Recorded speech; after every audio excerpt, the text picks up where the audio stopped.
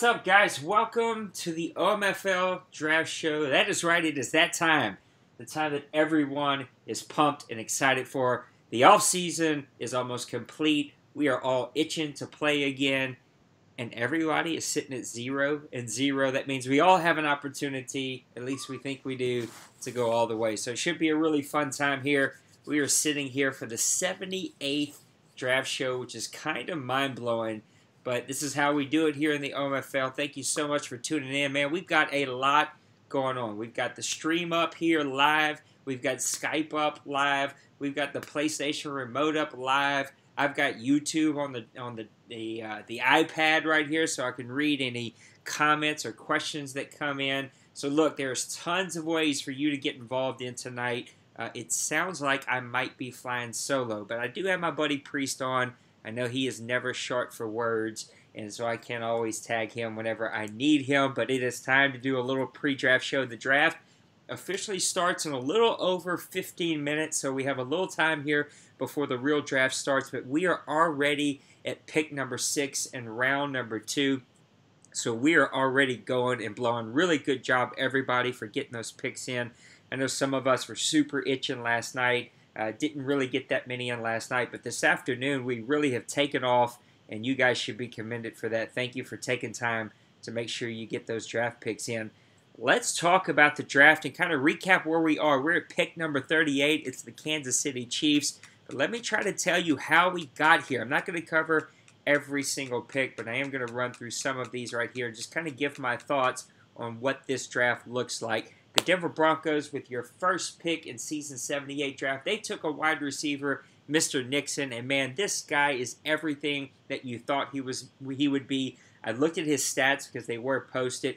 Your high 70s, listen to me, 90s speed and acceleration. He can catch in traffic. He can catch over the top of guys. This guy is the full package. You got to think about Forbes. You got to think about Serwin Vega with the 49ers. Of course, you got to think about your back-to-back Offensive Player of the Year in Kelsey over in Seattle. That's the type of player that the Denver Broncos are getting here. Now, does he have the quarterback that can get him the ball? That's kind of the big question. Even with Serwin Vega at the 49ers a couple seasons ago, had all of the tools necessary to be an impact player, but didn't quite pull it all together until they drafted their quarterback last season. In the number 2 pick, the Washington Redskins, there's the word I'm looking for, took cornerback Sutton. He is another solid player. This draft, I feel, is one of the deeper drafts that we have ever had. A little bit above average. I think that this is a really solid draft. In the cornerback position, the offensive line position that you're already going to see here as we go has just been blowing and going. People have been taking offensive linemen back to back to back to back. So guys are just kind of coming off the board. I think it's a really deep draft at linebacker, a really deep draft at defensive line, and a weak draft whenever you start talking about running back, when you start talking about tight end, and maybe a little bit of a weak draft at the safety position. But they take cornerback Sutton with the number 2 pick. Galette goes number 3 to Seattle. The rich get richer. He is really just loaded on that defensive line. It was already the scariest front four that you could face here in the OMFL, and they just got stronger with Galette. Wide receiver Carney went to the Baltimore Ravens. Kelly, defensive tackle, went to the Miami Dolphins. That actually kicked off a little bit of a run of defensive tackles that we had here, something that I personally didn't expect to happen. There were some really good defensive tackles, about 5 of them at the top of this draft. All 5 are already gone, and we're super early in the second round. It has just exploded at that defensive tackle position. Left tackle Oliver was your first offensive lineman off the board. Golden, strong safety, went to the Green Bay Packers, who are actually on the clock right now. And then your first quarterback, some really game-changing quarterbacks. I think there was probably about 15 franchise-changing players in this draft. One of them was the quarterback. Oh, let me see if I can get back up here. The quarterback. I can't believe what I just saw. We're going to get to this, but the Green Bay Packers just took another running back. This guy is unbelievable. Priest, you're going to catch some flack from me later on the night as we go and you start talking about these running backs you're in love with. But quarterback Dimmons goes over to the Pittsburgh Steelers. Cornerback Davison went to the Detroit Lions as he tries to rebuild that defensive side of the ball to go with a very young quarterback and a very young wide receiver that he has on offense. The Arizona Cardinals took cornerback Allison, wide receiver Harold went to the Denver Broncos. The Cleveland Browns, which was one of the first swing and miss picks. Now he's not super excited about, but he feels like he can make it work. But that definitely was not one of the better picks in the first round of this draft. Middle linebacker Ziegler goes to the New York Giants. Cardell, left tackle, goes to the Buffalo Bills. The New Orleans Saints take middle linebacker Harper. Breeson, right outside linebacker, goes to the Tennessee Titans. And then we see another run in these defensive tackles. Barry goes to the Broncos. McLeod goes over to the Bears. Haywood, right defensive end, goes over to the New York Giants. They really have reloaded that defense. That defense is going to be fast. It's going to be athletic. It's going to be scary over in New York. Right outside linebacker Stuckley goes over to the Dallas Cowboys. Ziegler, quarterback, goes over to the Philadelphia Eagles. Griffin, cornerback, goes to the Oakland Raiders. I thought that was a really interesting pick. A guy he needed to be a starter, but I don't think with his speed he can be a starter. Probably more of a safety position there, but he thinks he can put him at starter. The kid does have some playmaking ability. You just worry about he doesn't have the top-end speed to keep up with those stud receivers that are coming into the AFC. Quarterback Dysert goes over to the Jacksonville Jaguars. A good player, not a great player. Definitely going to need some work, but that is already a run-first team to begin with. Right end McIntyre goes to the Dallas Cowboys. McKinley, left tackle, goes to the San Francisco 49ers. Lossman, center, goes to the LA Chargers, or whatever Chargers they are. I can't even keep up anymore. Barrington center, goes over to the Carolina Panthers. They really have started to rebuild that offensive line, a really scary team last year that had an opportunity to go deep into the playoffs. Left guard Fletcher goes over to the Houston Texans. Right outside linebacker Harden goes to the Seattle Seahawks. Again, that defense just gets faster and scarier. Sturgis, left guard, goes over to the Minnesota Vikings. Defensive tackle Boiler goes over to the New York Jets. Lawson, left outside linebacker, goes over to the Cincinnati Bengals.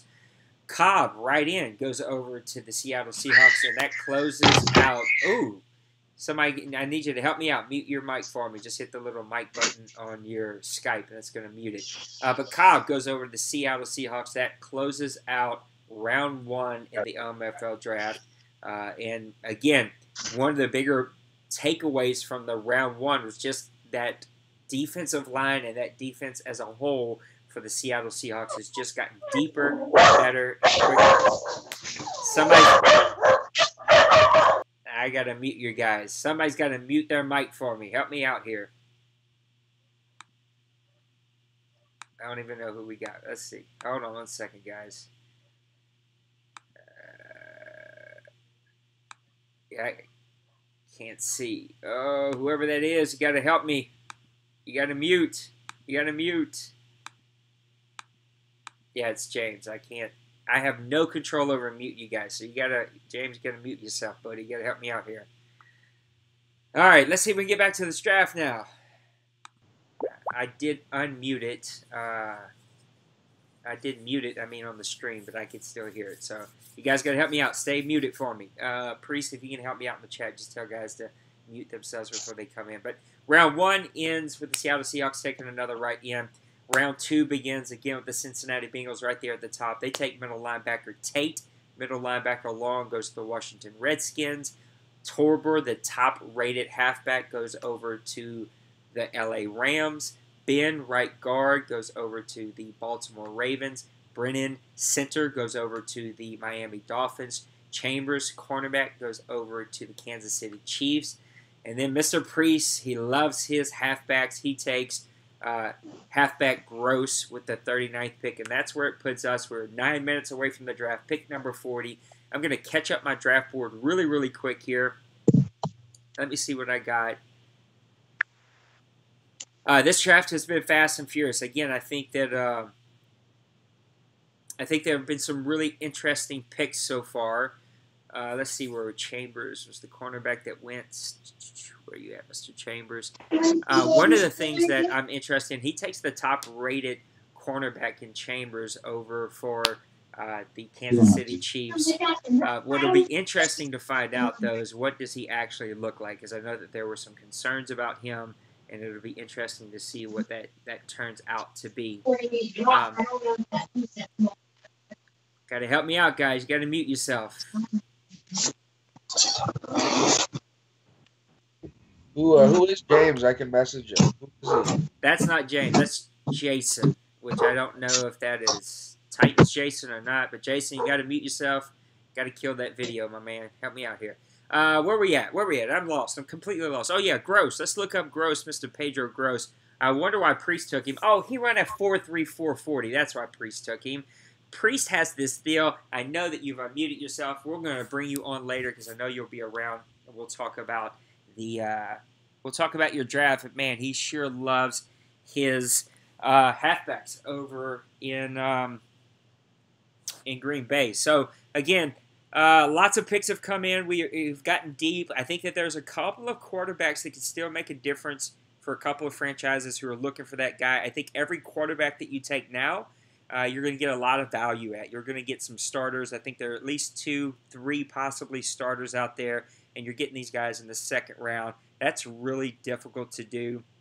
I don't love the halfback position. I'm one of the few teams that actually needs a halfback, but I don't think any of these guys are like instant game changers that we've seen, whether in Green Bay with Good, in Seattle. I can't even think of the guy's name right off the top of my head, but Seattle drafted a running back several seasons ago that has just been a stud in this league since day one. I don't think that you have any guys like that in this draft. I think you're going to have some projects that are going to need some work.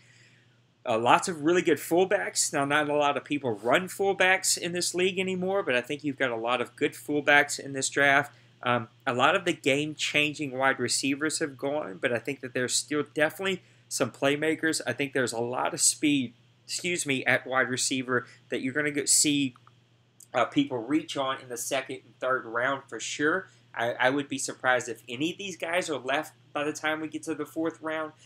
They're pure speed guys. They're going to be guys that guys are trying to get to be very much like Kelsey in Seattle, right? A pure speed guy that can just try to run past everybody. I don't know if that's going to happen, but I think you're definitely getting some playmakers at special teams. They're going to definitely need some work, though, in other areas.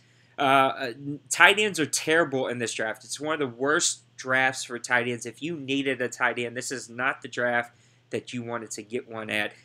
Not a lot of athleticism in here, not a lot of great run blocking in here, really just not a really good draft at tight end. Somebody's going to have to take somebody. I'm sure that you'll find some project in there, maybe even a sleeper, nothing that I really fall in love with.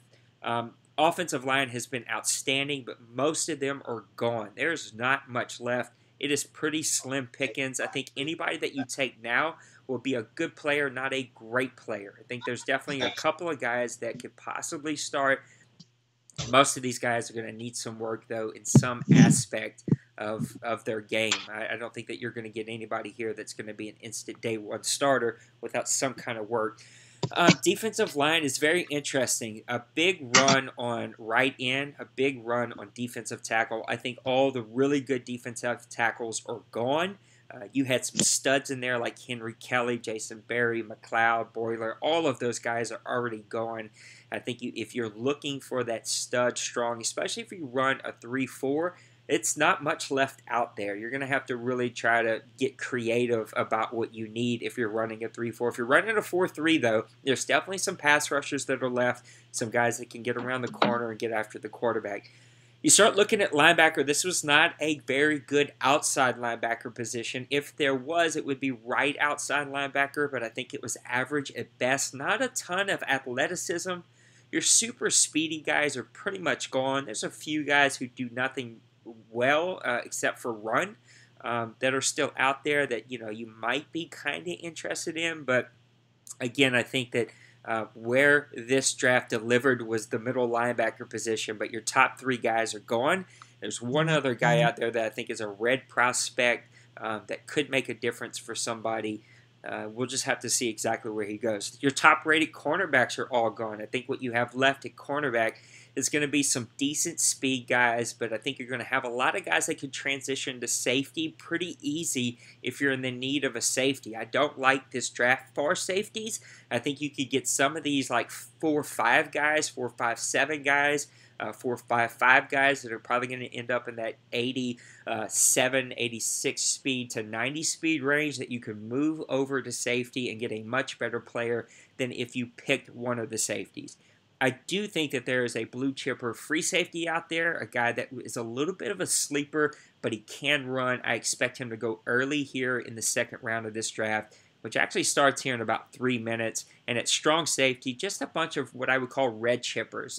Some guys with some potential, some guys that could run. There's a few 5'2" guys that are in here that can still run and get after the quarter or get after the pass and make some plays in the run game. So some interesting positions that are left. It'll be really interesting to see how the rest of this goes. Again, we've got the YouTube stream up live. We've got Skype up live. If you don't want to tune in to talk, feel free to hop on the stream. You can ask questions. I have it up so that I can read any questions that might pipe up.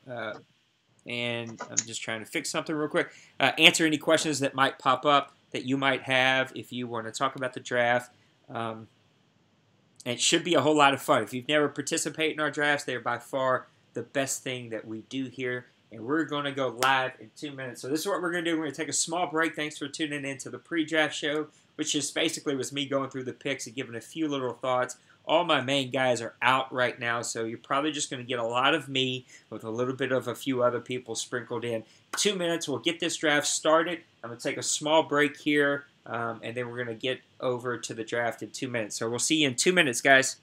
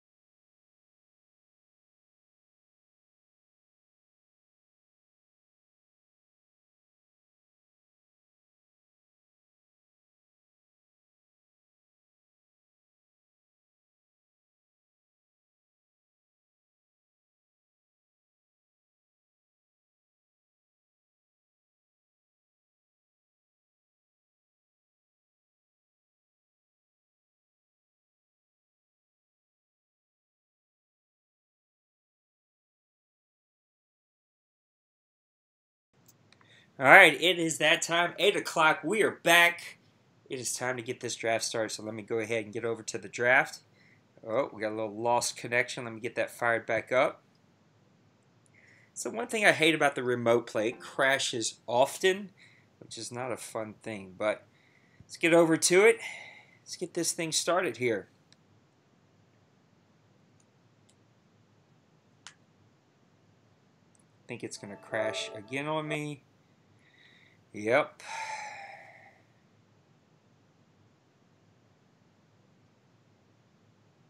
Give me some problems here. Let me get this started again. Gotta love technology. I don't know why I try to do it this way, but it's the easiest way for me to do it. Here we go.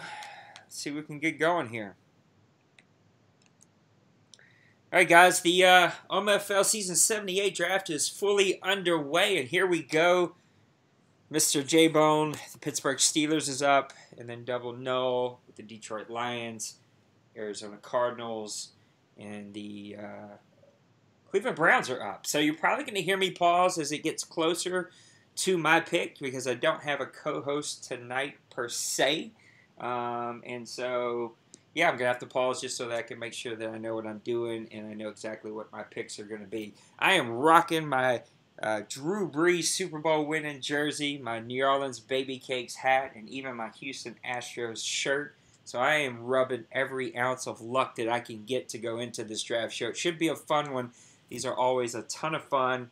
And, man, we've already seen a lot of really big-time moves. I think, again, as I said, the pre-draft show, which was 2 minutes ago, the most interesting aspect about this has been the run on defensive tackles. I just didn't expect that. And offensive line has been the other. I did expect some kind of run on the offensive line, but this was a little bit of a bigger run than what even I expected to happen. Let me try to get my Twitter fired up here. And I don't think that I got everything posted out. Let me see if I can't get this posted out real quick. Get it out there to everybody.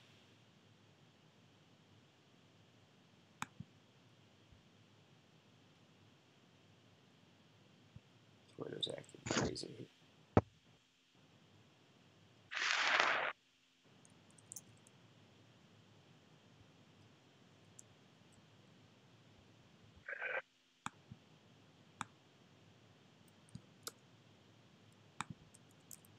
The Lions are now on the clock.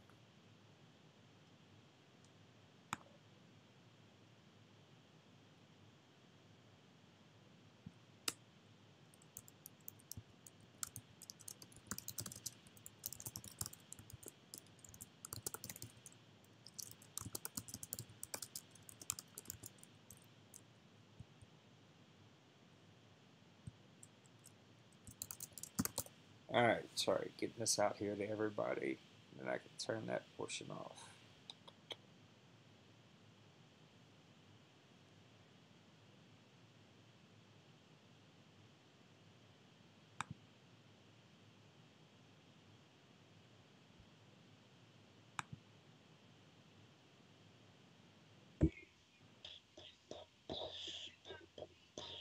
All right, let's see what we got here. Left tackle Garcia went to the Pittsburgh Steelers. Let's see what we got on Garcia. Again, there's not a lot of offensive linemen that are left that I think are going to be like world game changers here. But if you need one, now's the time to take one because there's not going to be a lot of guys left here pretty soon.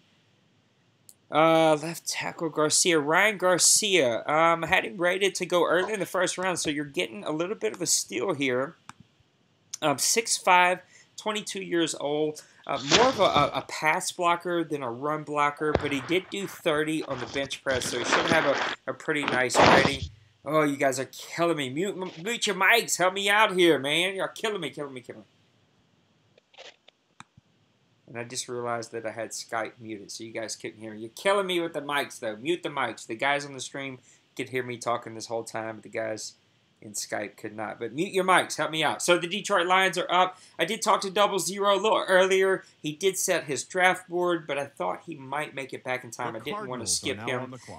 Priest, you can help me out, though. If you hear, or anybody, if you type, I could probably read it because it'll pop up in the chat. Just let me know if we need to skip any picks. But they took a right tackle, so I guess that he had it set for right tackle Goldman. I don't like any of the right tackles in this draft at all. I think they're all a little bit of a waste. This guy's supposed to go late in the first round, so you're getting value here.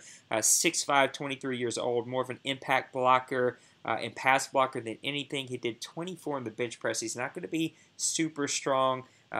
So we'll just have to see what he can do. But he is playing right tackle, which gives you a little bit of some leeway there. And we'll have to just see what he can do with him. All right. Right tackle Goldman went right out. Or no, that's the Detroit Lions. Right guard Cutler went to the Arizona Cardinals. Let's see if we got on Cutler. Again, not many players here left, but I do think that the most of them are going to be in the right guard position. Cutler is supposed to go undrafted, so probably a little bit of a reach here. 6'2", 22 years old, more of a run blocker than a pass blocker. Can kind of do everything pretty well, and he did do 31 in the bench press, so I think could be a sleeper here. He ran a 5'3", 5'1", 5'40". It's not going to be super quick, which you kind of worry about when it comes to guards, especially if you're doing any kind of like sweeps or counters or pulls there. You're going to need that guy to have a little bit of speed, but who knows? He looks like a sleeper, one of those potential guys who could come in and make a difference. Mr. Tanner is on the chat on YouTube. Thanks for tuning in, Tanner. I'm excited to see how your draft goes. I just hope it doesn't go all that well because, well, you're the Tampa Bay Bucks, and I don't need you to get even better. But so it's been a good draft so far. It looks like the Cleveland Browns have gotten their pick. He went another wide receiver, McDougal. It looks like he missed on his first one, and he's going wide receiver back-to-back here. He's really trying to find some weapons for that offense. He went with McDougal here. Let's see what I got on Kenny McDougal. 6'6". I love that height. He ran a 4.47 40, did 18 in the bench press. A big guy that can catch everything that's thrown his way. That should be a good pick for him. You do worry about the speed a little bit because he was burned on speed a little bit earlier, but we'll find out what that's all about. And then cornerback Hayes goes over to the Buffalo Bills. Let's see what I got on him real quick, and then I am going to quickly pause for my pick. E.J. Hayes, 6 foot. Supposed to go early, around this time, early second round. More of a zone coverage than a man coverage. Ran a 4.47 40. Did 15 on the bench press. I do like his shuttle at 4.31, but I don't like his three-cone drill. And now it is my pick. So let me see. See what the heck I'm going to do here because I have no clue.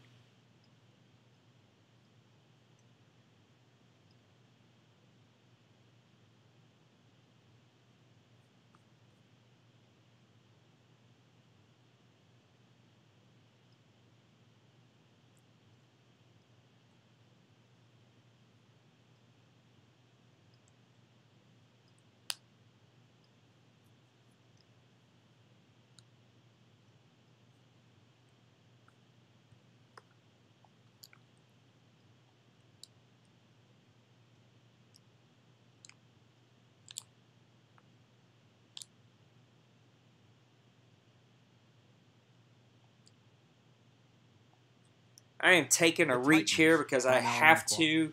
I need a running back, and I think there's going to be a run on these. And to be honest, I'm scrambling here. 92 speed, 92 acceleration. I like that about him. 72 carried. It's going to need some work there. I like the 80 vision. 73 truck was going to work for me. I don't like his stiff arm or spin move. I do like his juke move at 84. So I think it's going to be a decent player there. He's got some opportunities. Only normal Devo, 68 overall, so he's going to definitely need some work. But we'll see. I had to take a reach there. I had to see what I could do with that pick. Middle linebacker Hester went to the Buffalo Bills. I think I actually gave him the cornerback earlier, but he actually took a middle linebacker Hester. Let me see what I got on middle linebacker Hester. Where are we at? The Bears are now on the clock.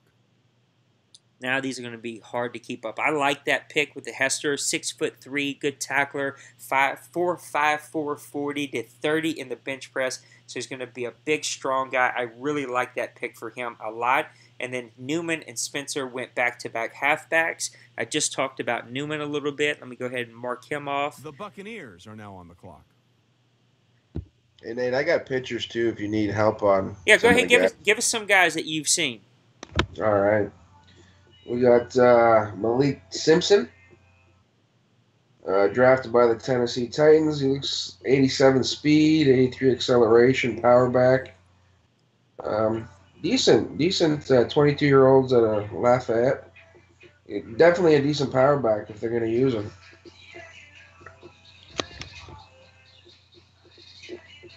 Any other pictures are starting to come out?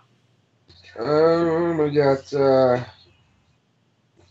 hard to see on there. Here we go. A middle linebacker, Hester. Yeah, he just went just a few picks ago. Overall 66, but he does have 88 speed, 80 tackle, 80 hit power, 75 pursuit. So definitely something he can work on. He's 22, 6'3", 254. I don't know if that'd be a starter, but Looks like Debo's talking too, so it looks like he might be picking. The Bears just took an interesting pick in Walter Douglas. It looks like Tanner's going to be a CPU pick, so I'm going to go ahead and just let the clock run down so I can catch up here. They went cornerback Douglas. If he posts a picture, I'd love to hear about him. 4'5", 140, so not a super fast guy. Did 11 on the bench press. B zone coverage, but doesn't really do anything else super well. It just seems like a really interesting pick, a little bit of a reach. And then I also want to go back to this left tackle, I think, that just went a couple of picks ago. Let me see if O'Donnell that went to the Colts. Let me tell you a little bit about O'Donnell. He's supposed to go in the first round, so you're getting a steal here. 6'5". I love the fact he's 21. You're going to have him for a couple of years longer. More of a pass and impact blocker than a run blocker, but he did run a 4.97 40. And he did 31 on the bench press, so I think that was a really, really good pick for them. It'll be interesting to see how that works out for the Colts, as they were a powerhouse run team. Really, he's reloading there. Quarterback Wolf went to the Tampa Bay Bucks. Let me see what I got on Wolf. That is not a name. Oh, yeah, I do remember that name. Rhett Wolf. He's supposed to go in the 4th round, so a little bit of a reach for the computer here, but one of the guys that has a big arm, potential starter. I know he was super unhappy with his quarterback situation last season. He was constantly pulling his quarterback, trying to find some answers there. Ran a 4.97 40, pretty decent arm, can throw on the run, nice short throwing. So we'll just see how that works out for them. So Debo just posted his quarterback, and oh man, this guy's a superstar. 94 speed, 92 acceleration, 83 zone, 82 press, 89 agility. It's a beast. Davidson. Who posted that? That's Debo's first pick. The quarterback, Kenneth Davidson. He's a beast. Oh, yeah. That's a really good pick for him. Left tackle or center Goldston went to the Patriots. Left tackle Leonard went to the Eagles. Again, if you need an offensive lineman, you're going to have to push that pick up because there is not much left. I was going to take a pick myself, but that didn't happen. Hold on one second, guys. Your son needs his phone charger. No, I don't need my phone charger.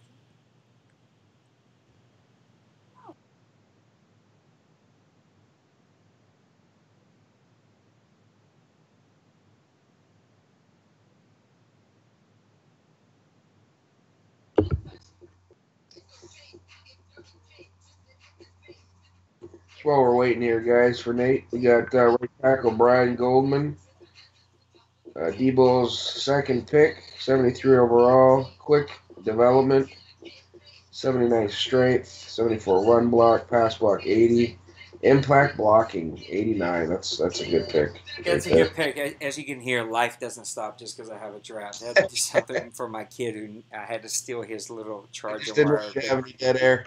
Adrian Leonard, he just went to the Eagles. What? No. The Philadelphia Eagles. 6'6", a pass blocker, impact blocker, more than a run blocker, but he did do 31 in the bench press. So much like the offensive lineman, I think that went right before him and O'Donnell. Just another guy that you can probably instant plug and play. You may have to move his position around a little bit because he only ran a 5.05 40, but look, you could probably put him at right tackle and become an instant starter from day one.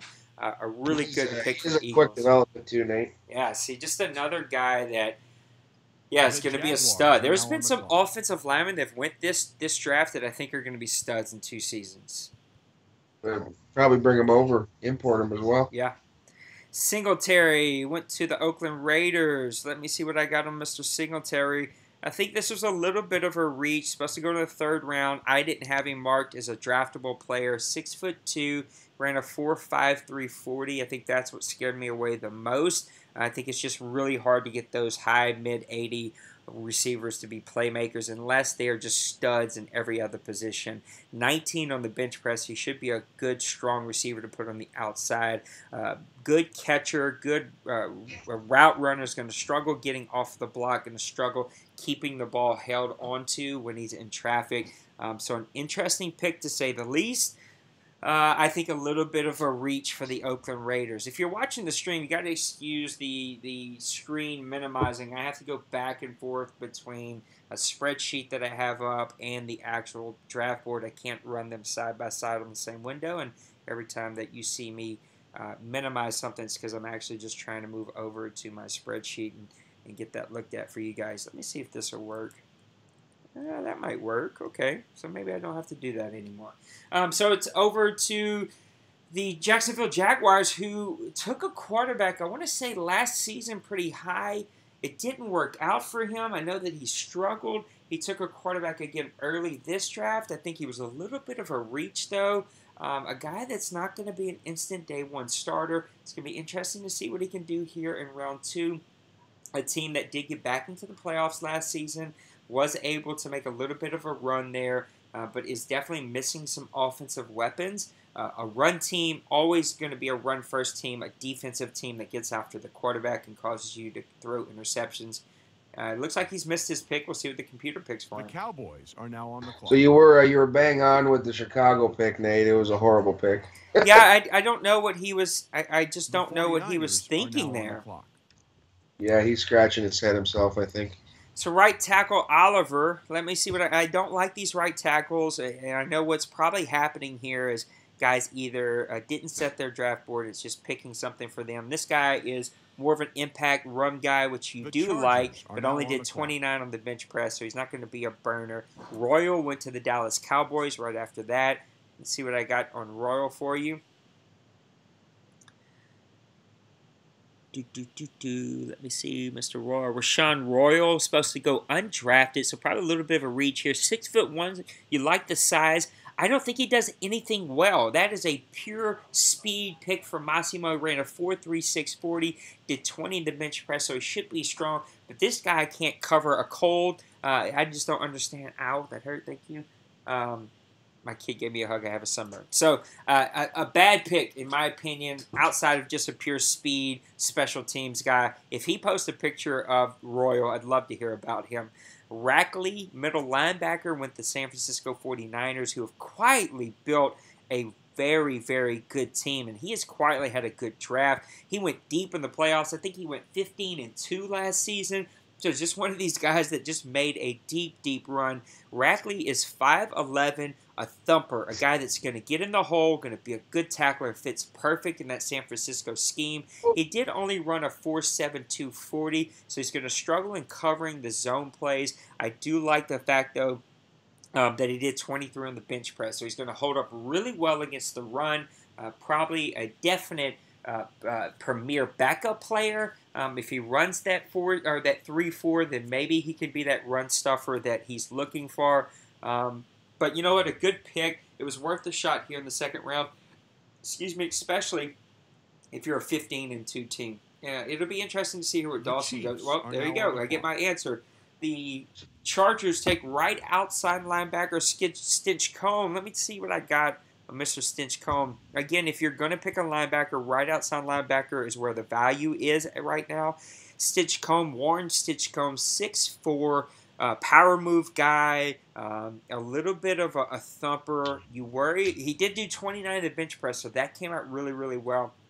Much like the middle linebacker that went to San Fran, you worry about the speed, 4.7 340. But if he's running a 3.4, that guy could come off the edge. He's probably maybe low 80s speed if you're lucky, maybe high 70s speed, so he should be just fine coming off the edge. If you stick him at right outside linebacker, he's not going to have to play a lot of man. If he is, that pursuit's going to come in handy because he's going to be covering the running back or the fullback. So mainly a pass rusher, mainly a guy that can play a little bit of zone. I got Royal here for you. Go ahead, tell me about him. So these overalls a little low, 68, but he's got burners, man. 95 speed, 95 acceleration, 91 agility. Just, yeah. But he can't cover anybody, can he? No, he's got 74 man coverage. His zone is really weak, 69. So yeah, he's just a burner right now. Really? He's gonna have to Yeah, work I on mean, him. if he's playing receiver, that's probably just fine. But if you got him at cornerback, that's going to be a tough sell to have to put him out at cornerback and hope that he can cover guys. Well, Halfback, go ahead. if you like, just for instance, he puts him on Jones, Julio's just gonna instep up and he's gone, right? Yeah. His agility to stay with him, he won't be able to. No, he's not going to. You might be able to put him in the slot, maybe a fourth cornerback, and then special teams, and hope that you can kind of build him up. Halfback Gerald went to the Kansas City Chiefs. See, this is the run on halfbacks I was afraid was going to start happening. There's not a ton of really great players out there. Right in Pollard goes over to the Carolina Panthers. I like that pick. Let me see what I got here. Ray Kyle Pollard, 6'5", 23 years old. A good thumper, a guy that can get off of blocks and get after the quarterback. More of a 3-4 guy. He did 35 in the bench press. This is one of the guys I had my eye on. I think this was a really good pick. It was a little bit of a risky pick. You worry about his speed. Definitely a 3-4 guy. I'm not 100% sure what the Panthers run. I want to say they run a 4-3, but he might be mixing that up a little bit. I think he does mix in some 3-4 there. That is a really good player. One of the guys I was looking for. I'd love to, if he posts a picture of him, I'd love to hear more about him. You got something? Yeah, I got him here, Nate. So it's actually not a bad pick. 71 overall. So let me get into the picture here. It's hard to see. We got 88 strength, 83 tackles, 76 block shed, 82 acceleration, 78 power move. So that's definitely could start him. 6'5", 320 pounds. So yeah. Definitely. I like that pick a lot, then. It's a really good pick for them. Wide receiver Decado went to the Seattle Seahawks. I love this pick. This was a guy I wanted to get late in the draft. This guy ran a 4.2 540, did 16 in the bench press. He should be strong enough. He is definitely quick enough. He can catch it in traffic. He can make spectacular catches. Man, you talk about the rich get richer.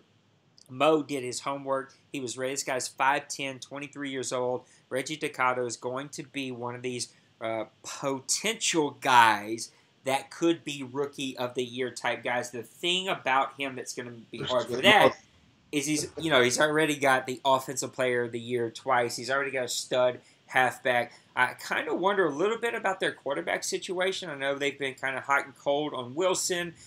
They've kind of like grabbed some older guys in free agency. I thought that maybe he might go quarterback early in this draft, but evidently he feels like he's got enough of what it takes with that running game and these receivers, though. It doesn't take a whole lot. Defensive tackle Skull. See what I got on him. Josiah Skull, 6'4", more of a power move guy, just a big, strong guy up front. He only did 26 on the bench press, so it kind of let you down a little bit on the bench press. Maybe you can bump him outside in like a 3-4, or he's kind of like that nose tackle in a 4-3. Yeah, it ran a 4.8, 440, did 4.96 in the shuttle and 26 in the bench press. I think a little bit of a reach here in the second round for the Colts, but you know what? He's been really, you can tell where he's been investing his time and money and energy in this draft, and that has been in those two front lines. He's picked a couple of offensive linemen, some defensive linemen. He's really investing in those two front lines, and that's the really smart way to do this, especially if you look at the Atlanta Falcons. If you look at who else has done that? The Atlanta Falcons have done that. The Seattle Seahawks has done that. Like, there's been some teams that have invested in those two positions, and it's really come in handy. You got the Jets, you got the Bengals again, you got the Seahawks again, both your Super Bowl teams. I don't know who's giving all these guys all of these picks, but you should be hung and quartered, sirs. Stop giving the rich freaking all these picks for their backup players, man. Every year, though, Nate. Every year it happens. I don't understand. I don't know how they get it either. I just don't know how guys are thinking, right? Like, why would you give Super Bowl teams high picks as these two teams? What did Mo give? Do you know to get that first? I never looked. He gave him some really good players. He gave him a superstar offensive lineman. He gave him a really, really good up and comer defensive lineman. But one of those players was a starter, but one was a backup that he just built The up. Bengals are And it's now just on the clock. it's hard to compete with these teams when they're doing that kind of stuff. Halfback Connor, he goes over to the Jets. Let's see what we got on Mr. Halfback Connor. Again, there's not a Adam, ton what can you of tell us really about the great Bengals' players newest player? here. Things were looking pretty bleak It looks early like in the a season when he computer suffered a pick because it just took the non-displaced best tibia fracture available near the running back. ankle. Ran a Immediately after his injury, 4.59 he 40, was in did good spirits, 18 on the vowing bench that it would press. not keep him Not from a guy that preparing you for this love. year's 6 draft. foot, Fierce a little bit. competitor on the field, It's got some but size also to in him. the weight 23 room, years he old. was able to I don't know. Not a aggressively really rehab great that pick. leg and began running Right after Maybe. him, though, earlier than the expected. Is this Bengals. Mo Several coming up? sources told me This this is Mo sense that's of right here. commitment and spirit gives him Yeah. that it factor, Yeah, it's making it it's easy crazy. to overlook his injury. He's a The story of Bengals, man, they perseverance took and Decker. has I all really the like this tools pick. He's one of to the become a few guys that I franchise think could be a quarterback. franchise quarterback. Alan Decker, 6'1", a big arm, can throw on the run. Is nice shot accuracy, a little bit of speed. I'd expect like high 70 speed. He ran a 4.89 40. This is a good pick for the freaking Bengals, man. And the thing about them is they had an import quarterback that they already brought in that was a superstar stud, but he's probably getting up there in age. A lot of those imports are hitting their 30s now, early 30s. But, man, he just reloaded with a guy that he could probably import with him next Madden and have an instant starter that's got some XP built into him, has some ability built into him, and just keep on trucking with the Cincinnati Bengals. The rich keep getting richer here in the OMFL. Seattle Seahawks are back up again. Mo did tell me to skip his picks, so I'm going to go ahead and do it. I'm not comfortable with it. I hate it, but he is at an event, and he doesn't know if he get back in time. The Broncos are now They on took the clock.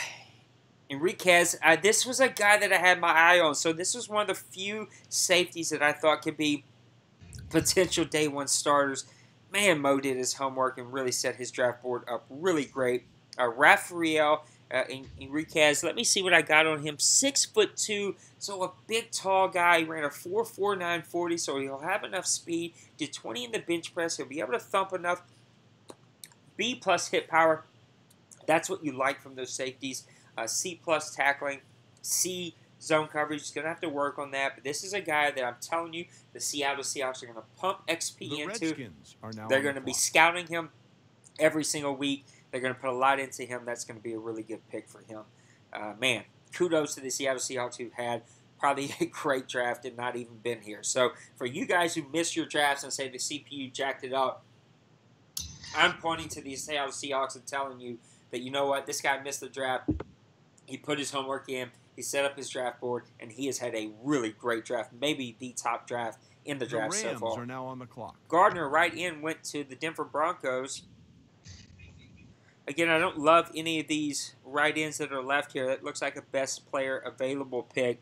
Ran a 4.92 40, did only 21 in the bench press. He's 6'5", 22 years old. We'll see what that pick looks like, but that's a rough pick here in the third round. Center, ooh, there's a name for you. Chavarian went to the Washington Redskins. I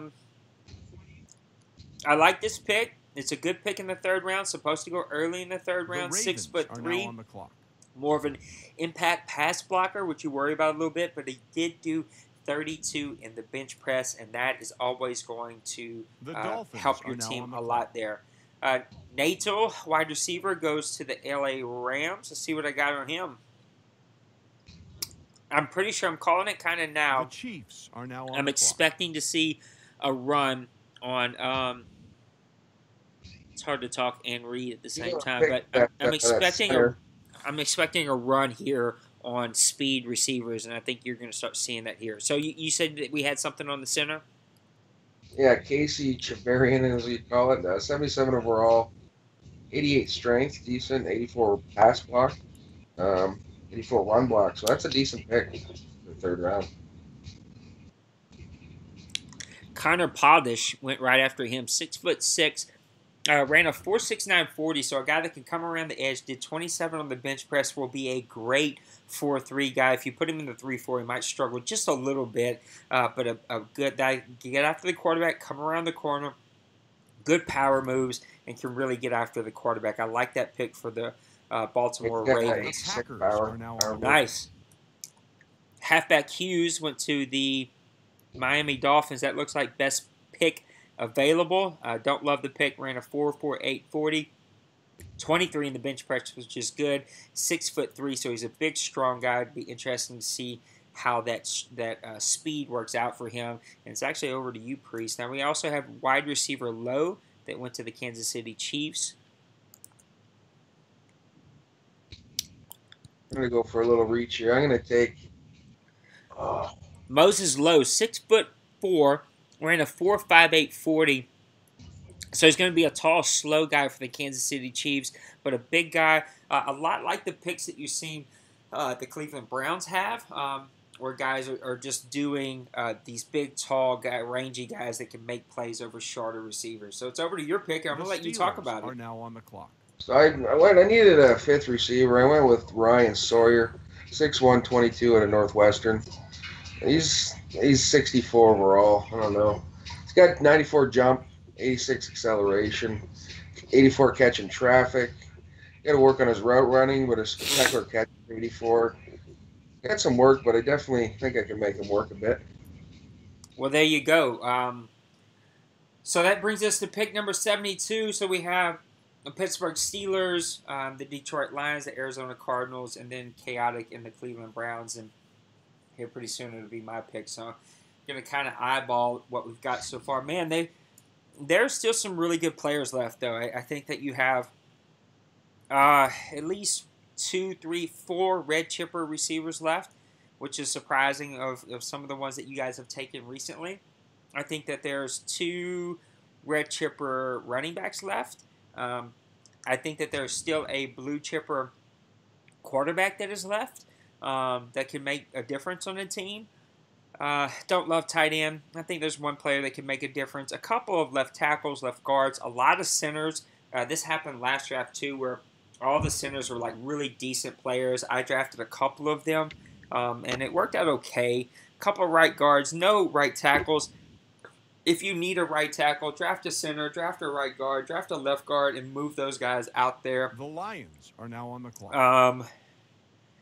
Let's see, what else we have here? Defense is starting to get picked pretty clean. Not a ton of really great playmakers left. Just a lot of projects, especially at cornerback. Free safety is still wide open. Definitely some playmakers there. And the same with strong safety. So it looks like wide receiver Fitzgerald and tight end Copeland went right after that. So let me see what I got on Fitzgerald.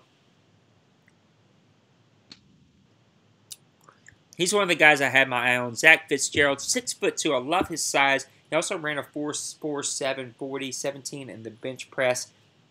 Dakota said safeties are mine. They probably will be yours, and you'll probably wreck me with them. So a good pick for the Pittsburgh Steelers. Copeland, tight end. The Giants went to are now on the clock. Went to the Detroit Lions. He was the best rated tight end. Don't love him. 4.8 40, 18 on the bench press. Decent catch guy. Kind of some big playability, but also can miss on some plays. Cornerback Afalaeva. I don't know how to say that. He went to the Arizona Cardinals. Let's see what we got on him. Clayton. Supposed to go undrafted. 5'10" guy, more of a man coverage than anything, but ran a 4.3 140, did 20 on the bench press. So see the Dallas Cowboys cornerback. He is pretty much a copy and paste of that guy. Baker, halfback, went to the Cleveland Browns.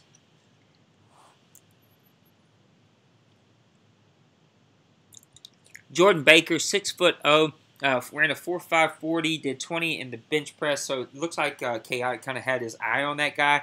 Don't love the pick. Bills are now I think they're better running backs. And you know what? I'm actually going to let you take over here, and I'm going to check out my draft board. And, yeah, I'm going to see what we got left here that I may want to pick. All right, I can see I got some pictures here. You got cornerback Clayton Affle. I can't even pronounce his last name. 70 overall.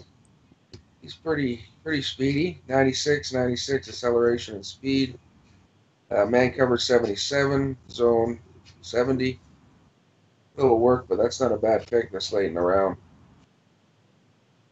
And that's Smash's pick. Who else do we have? Moses Lowe, wide receiver to Kansas City. 69 overall. The 86 Saints speed, are now on the 85, clock. 86 spectacular catch, 94 jumping. Kind of like my receiver. Sitting on the bench. A little red zone threat there.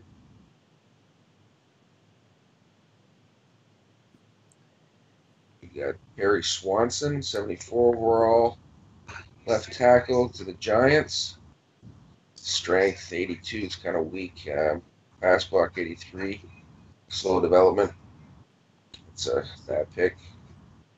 The Titans. Let me are talk now about on the my clock. pick real quick. I just took Devontae King, a right end, normal Devo, 4.3 run guy, 69 overall, but I like his strength, 88, tackle, 88, block shed, 79, power move, 72, needs some work, speed, I don't care, 75, because I run a 4.3, so he's actually going to fit into my scheme pretty nice. He does need some work. He's not a finished product by any stretch of the means.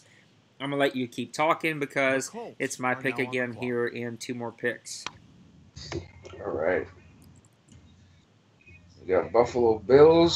Some of the picks here are getting reaching, but this one here, halfback DJ Hill, 94 speed, 91 acceleration, 81 juke, 67 overall, so he's going to need some work.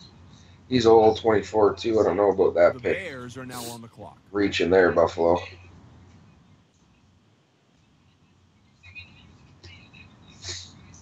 We got Nate coming up here.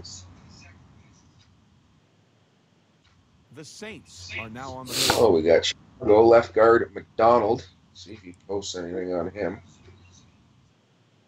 I do have Chaotix receiver, 90 speed, 81 spectacular catch. Again, 67 overall. Need some work.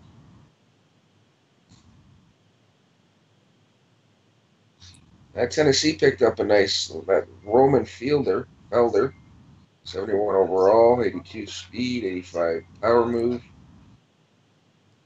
That needs some work.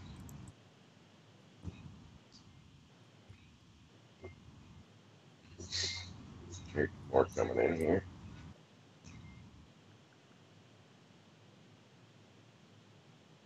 A lot of the picks now all under 70s, it's looking like. See if Nate can pull out a 80 overall superstar.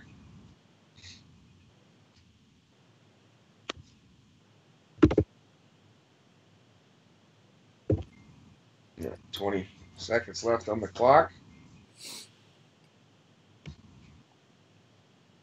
See if he gets that hidden gem in the rock. All right, I took Martinez Dixon, 73 overall left tackle from Memphis, 6'6". 89 strength, love it. 75 run block, don't like it. 76 pass block, don't love it. 82 impact block is okay. Just an okay pick. I kind of scrambled. There's a couple guys that I had on my board that are not in my draft anymore, and so yeah, I went with what I thought would be the safest pick. So I'm gonna let you talk a little bit more. Let me catch up my draft board here, and then I'll jump right back in, and we'll keep it going. All right. We got the Patriots making their selection. We got Chicago's pick. Not bad. Left guard Tyron McDonald, 75 overall, 81 strength, 81 impact blocking, 85 pass block. It's a good pick, Chicago. Makes out for the last one.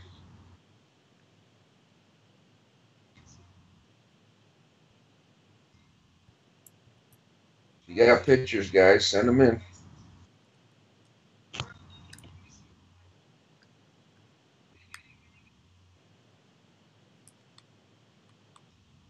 The Eagles are now on the clock. We got a halfback Kodak posted. Wow, 90 trucking. That guy's a beast right there. 89 speed with 90 trucking. That's not bad at all, Kodak. All right, I got to take down the remote play real quick. It's kind of giving me issues. I'm going to put it right back up, though, guys. Be patient with me real quick. Patriots take middle linebacker Bodger. Eagles take cornerback D Tap.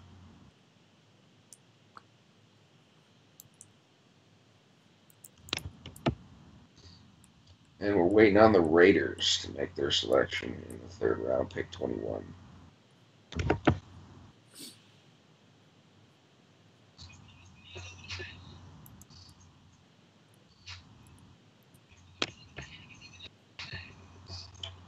All right, we got another pitcher in here. Eagles selected Delvin Tapp, 72 overall, 92 speed, 86 man coverage, 81 agility. Needs some work, but definitely a third stringer The right there for Jaguars sure. are now on the clock. Another left tackle off the board, Brome to the Raiders. And we got Brady on the clock. Brady can pick those players at will.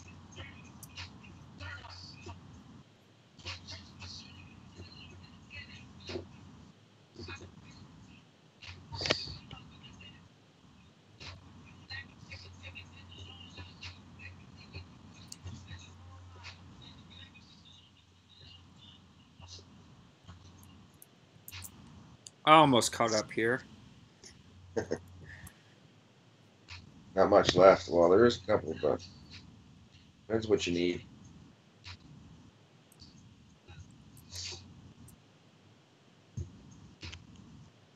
All right, so let's talk about this last pick here. Brom, 6'4", more of a run block, impact block guy than a pass block. He ran a 5.3 340, did 29 on the bench press. I think a really good guy. Maybe not an instant starter, but a guy with a little bit of work that you can get in there and will be an instant starter for him. The Tapp pick I found really interesting. I don't know if they're going to post a picture if Andrew's going to do that, but the Tapp pick makes me kind of scratch my head a little bit. He did run a 4.440, only 15 on the bench press, more of a man coverage, zone coverage type guy. So some potential there. A little bit of a reach early, but you know what? You're starting to get in the third round. Slim pickings. I'm just interested to see what happened. Yeah, I did talk about Tapp already. 72 overall, 92 speed, 86 man coverage, 81 zone, 87 acceleration. It's not a bad pick. No, that's not at all bad, but I find like Madden this draft or this Madden drafts for cornerbacks are always like that really good speed, really bad acceleration, which is just like you just wonder if guys can keep up off the get-go. And if they're playing that nickel, that dime, those are usually kind of some quick hits, some quick cuts, right? Some out routes, some posts, things like that. Can they keep up? A really good pick for him, though.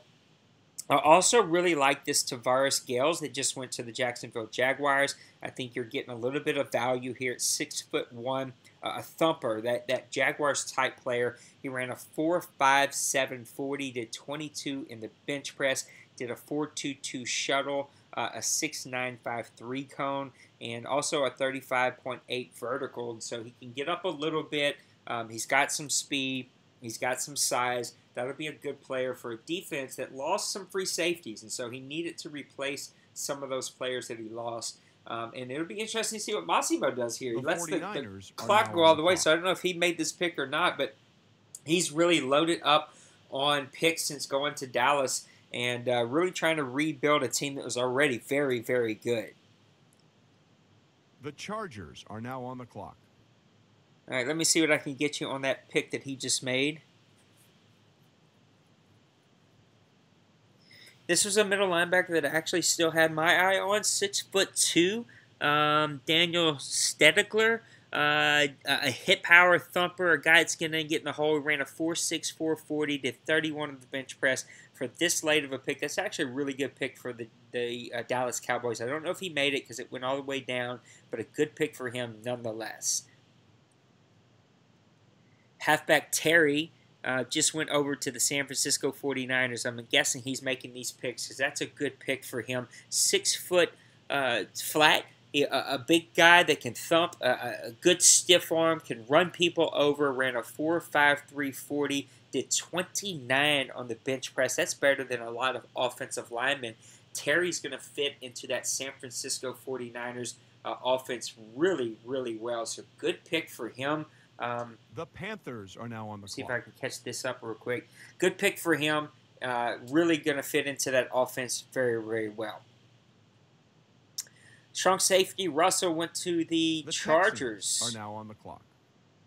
Oh, too far. Let me go back up. Yeah, we got 90 stiff arm on Terry, 72 overall, 86 speed, 87 trucking.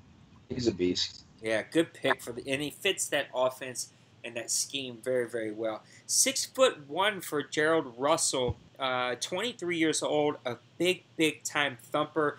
Dawson learned from his buddy Dwayne over in Atlanta. He likes those thumpers. Ran a 4.52 40, did 22 on the bench press. Put him at strong safety and let him start from day one and just go make plays for you. Quarterback Turner Gritton, little bit of a reach here. Don't love it. 6'6". You take a flyer because of his big arm and because he may need a good backup. A- throwing power. Ran a 4.90, so a pocket passer with a big arm, standing at 6'6". A big guy. I'd love to see if there is a picture on him because I think that he has some potential to, with a little bit of work, to be a pretty decent, very good backup for him.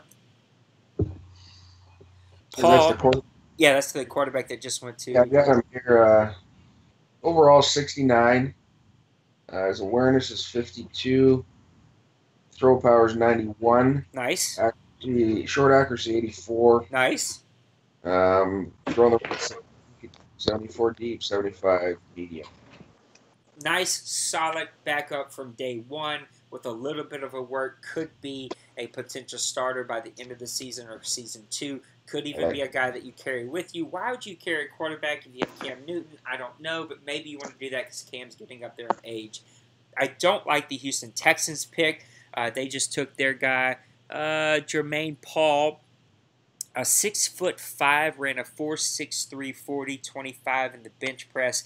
Only a 4.52 shuttle, a 7.43 three-cone, more of a pursuer, a guy that can come off the edge and make some big plays. There's some potential there. I just don't love the pick.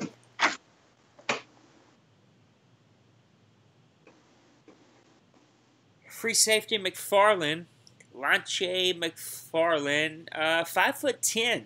Another thumper, a guy that's very good in zone coverage, has to work on his tackling skills here in the OMFL, but you love his strength. He did 27 on the bench press. You love his shuttle at a 4.18. His three-cone was pretty good at 6.95, and then ran the 4.56 40. So he should have the raw skills.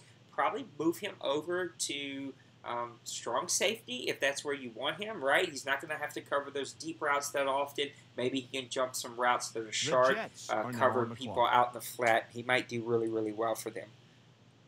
Quarles, strong safety, went to the Minnesota Vikings. Looks like he just took best player available. I think that there are other players, though, that I would have taken there. Ran a 4.53 40, did 21 in the bench press. 6'1", so nice size. Another thumper is going to struggle in the tackle. And you find in college that he would get lost in the zone coverage. And so you worry about him playing strong safety. Again, though, like I said with the free safety McFarland with the Titans, he's at strong safety already. Maybe he just has to cover the flats. Maybe he just has to do those types of things, and maybe he's just going to be just fine. Definitely potential special teams player. Should have the speed to do that very well, and a definite solid backup for him. And we're at pick number 30 in the third round. Let me see what we got here. While we're waiting on Mo Deli to make his pick, I think there's a few. There's a lot of strong safeties, or free safeties, I should say, that I like. A couple of strong safeties that I think could still make plays. I think cornerback, you're just taking some flyers now. There's a few guys that I kind of have my eye on that might be potential good players. Left outside linebacker, there's a few guys that are left. Middle linebacker is picked completely clean. Right outside linebacker, there's a couple of projects that are left. I think defensive tackle is completely clean. There may be 1-2 guys out there that are projects that you could pick. Right end has been picked clean. Left end, there's a couple of players that I think could be potential guys. I think a lot of value at center, a lot of value at right guard, some value left at left guard. Even some left tackles are left out there. There's even a couple of tight ends that might be able to be playmakers, a couple of wide receivers that are playmakers, and surprisingly, no one has went after the fullbacks. I think there's definitely some fullbacks here that can make plays for you down the road.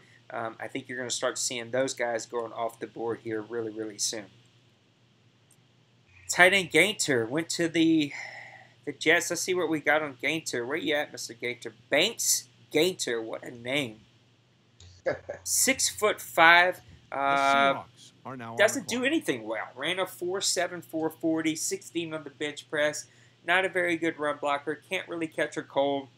Struggles with holding on the ball when hit. I just don't love the pick. Not a very good tight end.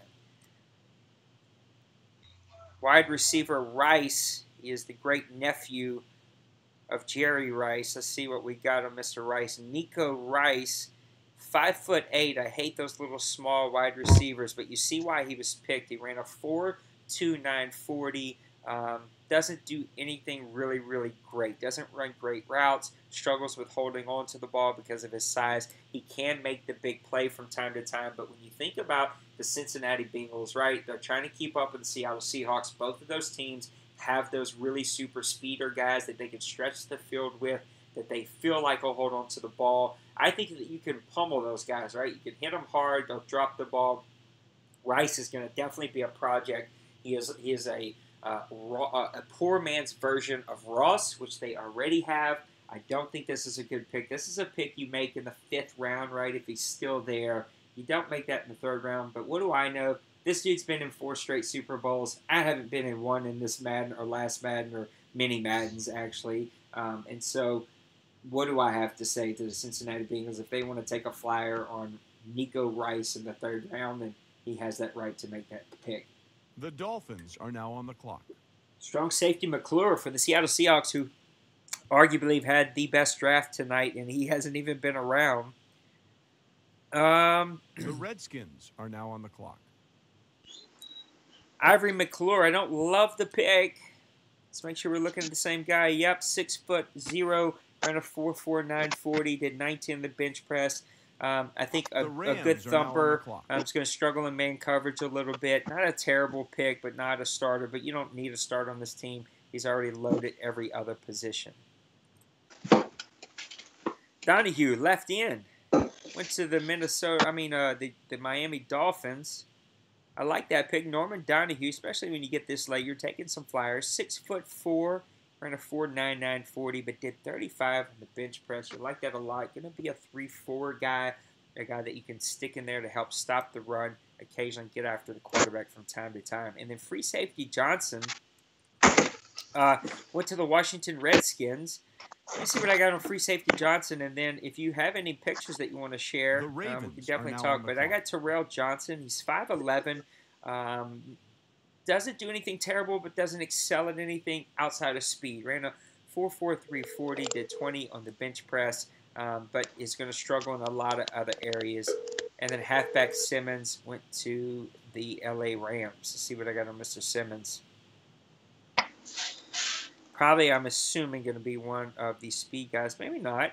Oh, yeah, he ran a 4.4 40, 5'10". You like his elusiveness. Decent ball carrier vision, right? He's got good vision for a little guy. Did 20 on the bench press.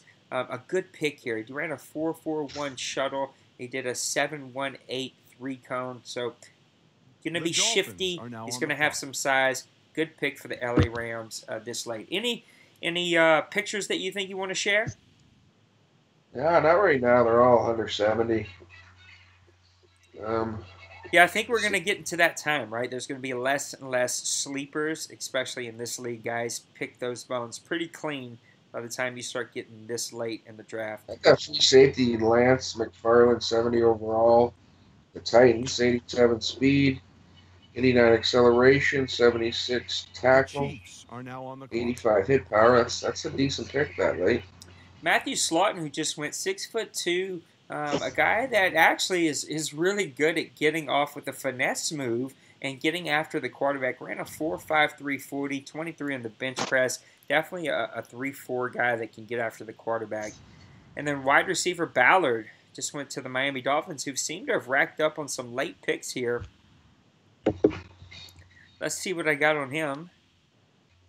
Yeah, he's a guy I had my eye on. He was on my draft board. Levon Ballard, I should say, 5'10", ran a 4.29 40. Can actually hold on to the ball really well in traffic. Can make some big plays, but can get a case of the dropsies from time to time. He's definitely a slot guy. He's not somebody that you want to stick out on the edge because he's going to struggle out there on the edge of making plays on a pretty consistent basis. But overall, a good pick for the Miami Dolphins. I like it, especially when you get this late.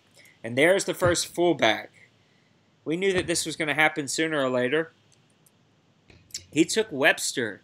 Trey Webster. Let me tell you what I got on Mr. Webster. 5'10", very good impact blocker, a guy that's going to meet people in the hole. He ran a 5'1", 440, did 28 on the bench press. He should be big and strong. He ran a 4.71 shuttle, which is a little slow, a 7.63 three-cone, which is a little slow, but could be a home run pick. And there you go, your first punter off the board. Congratulations, Green Bay Packers. Go ahead, Priest, talk about your punter. Yeah, I needed one of those. My guy wanted too many years, so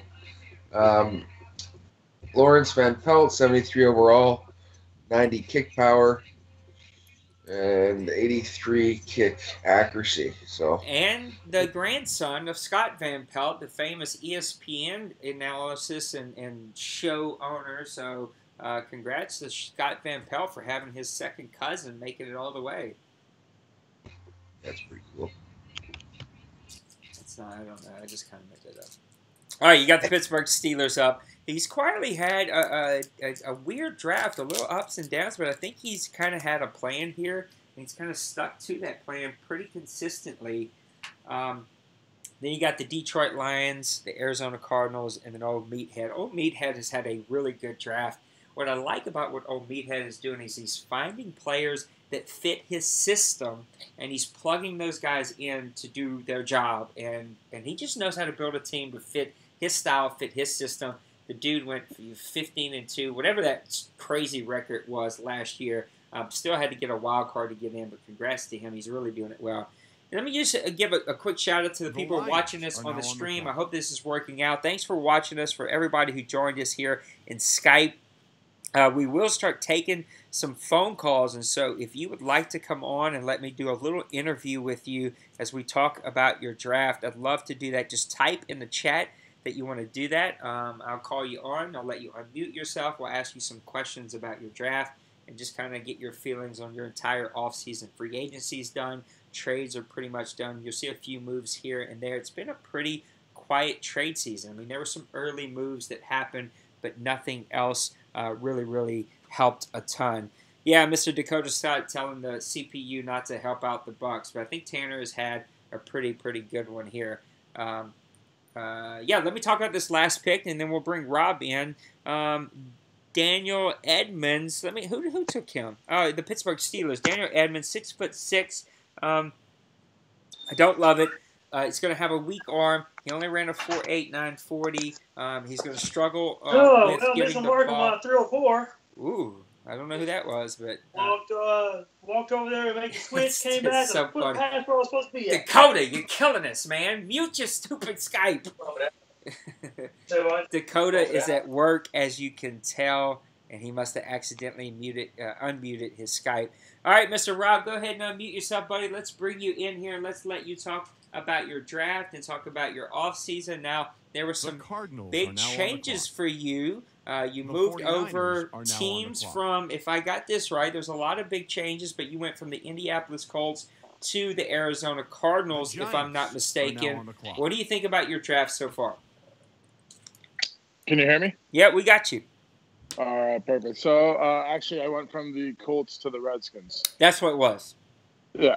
But, yeah, no, off-season-wise, the draft so far, I'm pretty pleased with it. I took my corner, which is going to be a day one starter. I love his size. I love his athletic raw ability. And you lost a cornerback, right? You had to let Peterson go. No, I'm with Washington. Oh, Washington. I don't know why I'm thinking about Arizona. Yeah, that's right. So you added, who was the cornerback? Actually, I had a guy, rookie guy, that has just got like good speed, but he's more of a drafted guy about I think 1 or 2 years ago. So Nice. it's gonna be a young tandem out there. But I did pick up Casey Hayward for some veteran experience here in the free agency. But yeah, so my other couple picks I took was the center. I think he's gonna work out all right, and then the free safety is just gonna give me some depth, special team depth. But also be able to come out on the field and, those certain situations, maybe even slide down and play like a dime because he does have some speed. That was Terrell Johnson. My second round pick, I took a middle linebacker, hoping for some depth there. A guy's 6'1", 245. It was Zanell Long. Unfortunately, he did not have the attributes other than speed and strength. His tackling and his coverage skills are a little under par, but it's something that we'll work with as a kind of like a Dylan Cole started out. He was underrated, really athletic, but I think he can be a project. So I think that'll work out. The thing I definitely look forward to is getting into the season, kind of competing against my beloved Cowboys, but yeah, I got some free agents that I really like, so we'll see where it goes. Well, I want to talk about your free agents. I want to talk about the rest of your draft, but before we go there, why the change? Because you did go to Indianapolis. You did make some nice moves there. You were able to make some good plays and made a little run there. I can't remember. I don't think you made the playoffs, but you were super close to the playoffs. So why the switch over to Washington? Honestly, I just wanted to, kind of go back and there was with the Redskins, the thing that I kind of caught my eye was a couple guys that I do like as key players to build around, but also having the ability to kind of rebuild the team to my own style. The Colts, the way they were built, I would have had to spend the rest of this Madden, and just as I would have gotten kind of where I wanted to be, the Madden would have been wrapping up. And I kind of debated whether do I just stick with it and stick it out, and then, which team would be better off for me in Madden 19. But I think the Redskins, I know a lot more of how they're built being a Cowboys fan, so I think I can kind of take what I know from them and build my own team. And that is one thing I will tell you that I'm really honing in on this game is kind of stepping back, and rather than focusing on like week to week win-loss records, I'm going to try and make more time for kind of building a team to my liking, and then kind of seeing, because, seeing Mo Accelerator with the Seahawks and D-Wayne and some of these guys that have taken, and the Bears is another one that I've seen, and the 49ers, I've really enjoyed. They've taken a team and made it their own. And I think that's what Madden's about. So I kind of want to just step back and not really look at how good of a team, like who's the better team on paper, just kind of what team had better pieces that I wanted to build around. Well, talk about some of those pieces. You said you picked up some free agents. Talk about some guys that you're excited about adding to your team. So free agencies, I did go get Taylor Gabriel. I really like him as a receiver. Being a Cowboys fan, and following the NFC in real life, I know quite a bit about Taylor Gabriel as a slot receiver. He's a small guy, 5'8", but he's kind of a burner. Being able to put him in the slot, make plays, that type of stuff. He'll fit well in my offense right now. I've got Sammy Watkins, and then I've got a drafted guy, Dylan Brooks, who's 6'2". So I've got some size on the outside, but then putting Taylor Gabriel in the middle, I really think can make some plays. And then the other big thing that I went and got was defensive line. I feel like that's really important to get after the pass rusher, but also to be able to stop the run game. And Brandon Graham and Sue, being from Nebraska, being a huge Nebraska fan, Sue was obviously the bread and butter of our team for a while, so I kind of know him pretty well. So being able to get him and kind of plug the middle with Daquan Jones, and then adding Brandon Graham with Jonathan Allen on my defensive ends, I feel like I can probably at least stuff the run or slow down the run, but also get after the pass rusher. The Raiders And then are now having on the Zach clock. Brown as an athletic middle linebacker who's kind of a vet, and then picking up Christian Kirksey in the offseason, a guy that's from Iowa. Again, being a Nebraska fan in college, I remember this guy being an Iowa linebacker. He's athletic. He's a tackler. He plays the run well, but he's got the athletic ability to step out there and play those zone coverages and play the pass. I wouldn't say he's an elite defender in the pass or anything like that, but he's kind of a run first guy. But he still has that athletic ability. And then, like I said, to pair with the two young corners that I have, Javante Robinson is the guy that I had. He's got 94 speed, 90 acceleration. And then with Sutton, who I drafted, those two guys will be my main corners. But to get them, the knowledge and the experience, I added Casey Hayward in free agency, who's just, he's been in the Super Bowl the last 2 years with the Bengals. So being able to bring over that experience and hopefully, give me some awareness and play rec and allow the defense to kind of have some depth there in the secondary. All right, one more question. Before I let you go, what are we looking for to wrap up this draft? Like, what are some holes that you think you can fill without giving any big-time information away? And then what should we expect from the Washington Redskins? Of course, the guy moved over to Pittsburgh Steelers. J-Bone, he is a Pittsburgh Steelers fan, but he left you a really good quarterback, a really good receiver, some good bones to a team. So what are you looking to fill in, and what should we expect from your team in season 78? I think what I need to fill in is just basically, like I said, some depth in some areas. I think my defense has really come a long way this offseason. Kind of when I first got in with the Redskins and looking at the roster, I was like, okay, the defense is going to need some work. Adding Brandon Graham, Sue, and Casey Hayward and Kirksey were the four big free agents I was after, all defensive pieces. I was able to fill those holes in really quickly. Three of those guys signed in the first round of the free agency, and then I was able to kind of step back and like, okay, let's focus the draft on some immediate needs. But I think the biggest thing is just kind of getting some depth in some certain areas, maybe another receiver or some players that can step in certain situations. Like I said, a Taylor Gabriel type of player. He's not going to be an every down type of guy or, be able to run every single type of route. He's a guy that's kind of a specialty guy. And that's kind of where I think these last couple of rounds is focusing on a specialty type of player that can fill in and do certain things and kind of just round this team out for this year. And I think, the NFC, like I said, I'm a Cowboys fan, but I know that there's some good players here. Massimo, we've had our battles last year, the two times we played. So I know that I'm going to have another year with that, and he's taken over a great Cowboys team.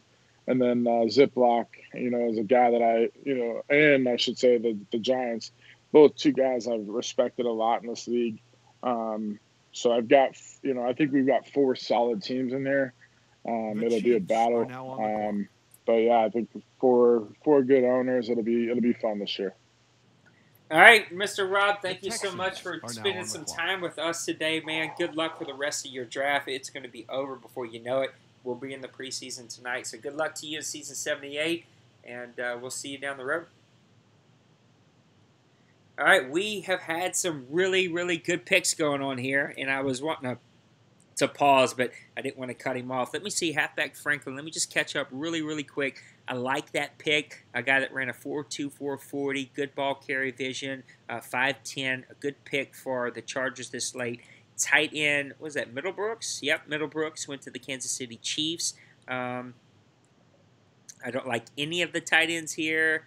Curry, Middlebrooks, 6'3". I just don't think I think he struggles in every aspect of the ball, run blocking and catching. And for a tight end, it's kind of important. And you're not super fast, but he is super strong. So he's basically an offensive lineman out there. I will also say that the Chicago Bears, just want to go up here really, really quick. The Chicago Bears and, the Indianapolis Colts had back-to-back picks in Baker going to the Colts and Spieth going to the Chicago Bears.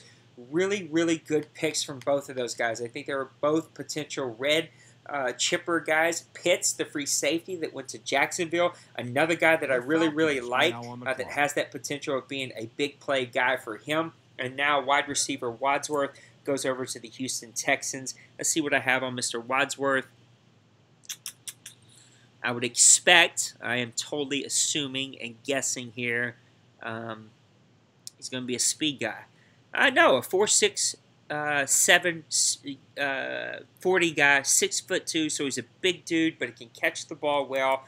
So a big red zone target for the Houston Texans to add to that offense. I will say that I picked a guy, Victor Adams. Let me see if I can go here and show you him real quick, because I was actually really happy about this pick this late in the draft. I just want to pick a speed guy that I can have for special teams and stuff. This guy, 96 speed, 71 route running, definitely needs some work, but I think around 75 to 80 you're good. 74 catch, I personally think 75 and up is good. 96 acceleration, 79 in traffic, I love that. 87 spectacular catch, 86 jumping, 64 awareness, so that's a little bit of an issue.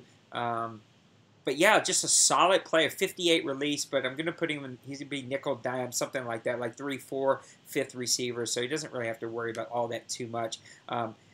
He fights for yards. He keeps his feet in bounds. He's disciplined. There's a lot about that pick that I really, really like, and I think that would be a fun toy to add to my offensive weapons. And then strong safety, Arnold goes over to the Atlanta Falcons. He loves his safeties, man.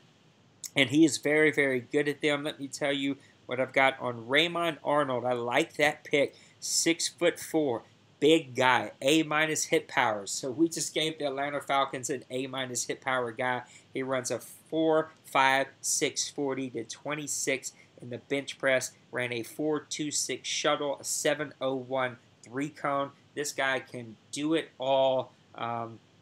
I just can't believe it. That's very good. Don't worry, Dakota. I'm reading your messages. I'm not going to skip them. I should skip them because you were unmuted and you were messing us up a while ago, but I would never skip you.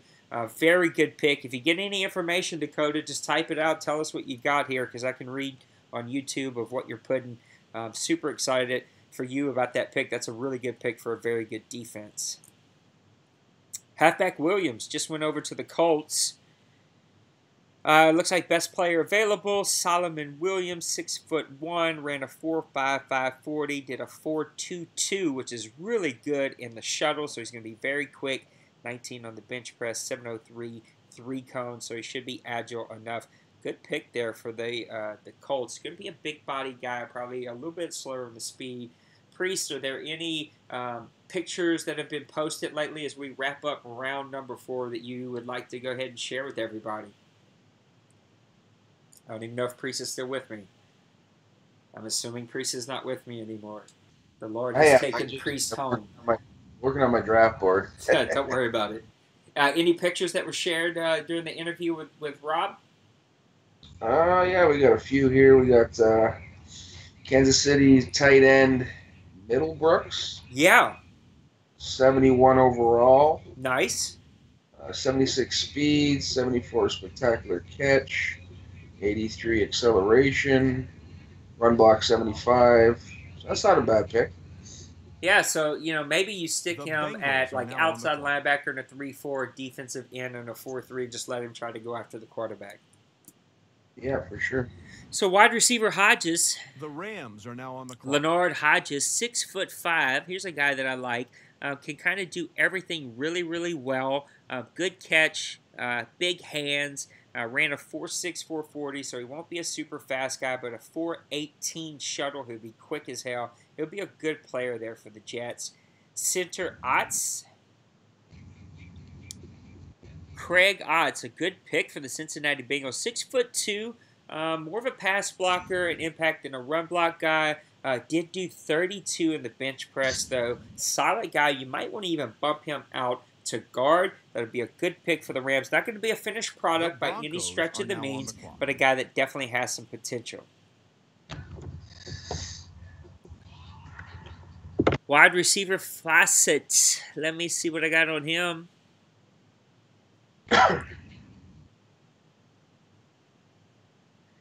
Omar Fassett. 5'9" guy. I hate those 5'9" guys, but ran a 4.33 40. Actually, a pretty good catch. I think that he'll be able to make some big plays for him. He's got pretty decent hands. He can do the big play, can hold on to the ball. He's going to need a little work there. Definitely going to be a slot guy with that size and with those route running issues, I guess you could say, but a good pick for the LA Rams. It's definitely going to give him some speed there in that slot, that 3-4 wide guy, right, to fight after those nickel and dime type cornerbacks. I think that he could be a scary pick for them. Hopefully, no one here abuses those 3 and 4 wide receiver guys, but still a guy that's going to make plays, and when he's on the field, you're going to have to know where he's at. Good pick for the LA Rams. If you post a picture of him, I'd love to hear about him. You have a solid pick here. You were talking about him earlier, the strong safety Arnold that the Falcons took. Did he post it? 6'4", 21 years old, 229 pounds, 71 overall. The Redskins. He's got 86 speed, 74 zone, 89 acceleration, 91 hit power. Jeez. Yeah. He's a thumper. Yeah, and that's what the Atlanta Falcons like. It's hard. Those guys hit stick all the time. Not him personally, just his players. They're hard to hold on to the ball to. I actually really like this Dalton Vilma pick that went to left end, that went to the Denver Broncos. 6'6", good tackler. Could need a little work on the pursuit, but he's got some abilities there. Did 23 on the bench press. Again, that's going to be a little scary. Maybe get that a little higher. Only ran a 4.9. 240, but if he's running a 3.4, he should be plenty big enough. I think we got maybe the fastest guy in the draft here, Fassett. 97 speed, 96 acceleration, 85 jumping, 81 catching, 67 overall. A little short, dude. Yeah, that's for the LA Rams. So really good player. My guy was almost that fast, but 96 speed, 96 acceleration, but still. For the LA Rams, a really good, again, a 3-4 type guy. 3 wide, 4 wide is what I mean, that you can stick and be able to make some plays for you. All right, we are well into round number 5 at pick number 4, left end. Where are we at? The Colts are now on the clock. Left end Billups. Barry Billups, what a name. 6'3", good pursuit guy, good hit power guy, good power move guy. Only did 23 on the bench press. That worries you a little bit for like a 3-4 type guy. 4.7, 140. That may be plenty enough for a 4.3. Nice pickup. Good pickup for the Rams, man. They've had a couple of nice picks, especially here late. I don't know if he's going to post a picture of him. If he did the receiver, then I would expect him to do the same for the end. But I like the pick for the Rams, and the Rams have been catching my eye along with the San Francisco 49ers, and that division's going to need to get better because, man, the Seattle Seahawks have just blown this draft. The door's off of this draft, and he set up his draft board really, really well, so good for him. Christian Dellenbach, 5'10", good thumper. Going to struggle, get lost in zone coverage from time to time, but has speed to make up. 4.4, 540. Ran a 4.18 shuttle. He'll be fast and quick. Did 24 on the bench press. He'll be strong. So like a raw athletic guy going to Baltimore. Very good pick for him. I don't know if he's around or going to post any pictures, but I like that pick on paper. I do have Barry Phillips, 84 speed, 85 pursuit, 93 stamina, 83 hit power, 82 agility, 68 overall. So some work, but not a bad pick. So this is my pick here, and he's still here, so I'm going to take a middle linebacker. All right. Go ahead and talk about him.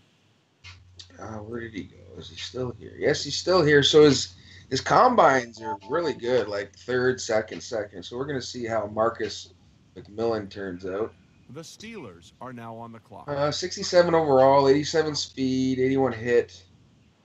76 block shedding, 79 tackle. So some work. He's a good third, maybe second. We'll see. I like it. That's definitely a guy that you put a little into and that you can get on that playmakers. Now, you kind of had an interesting season last year. You sunk a lot of money into some older guys. Man, I can't believe we're we're booking into round 5. It's only 9:20, so we're making really good time. Might be one of the shortest drafts ever that we've had. So good job to you guys. But anyway, back to your Packers. You invested a lot of money into a lot of older players.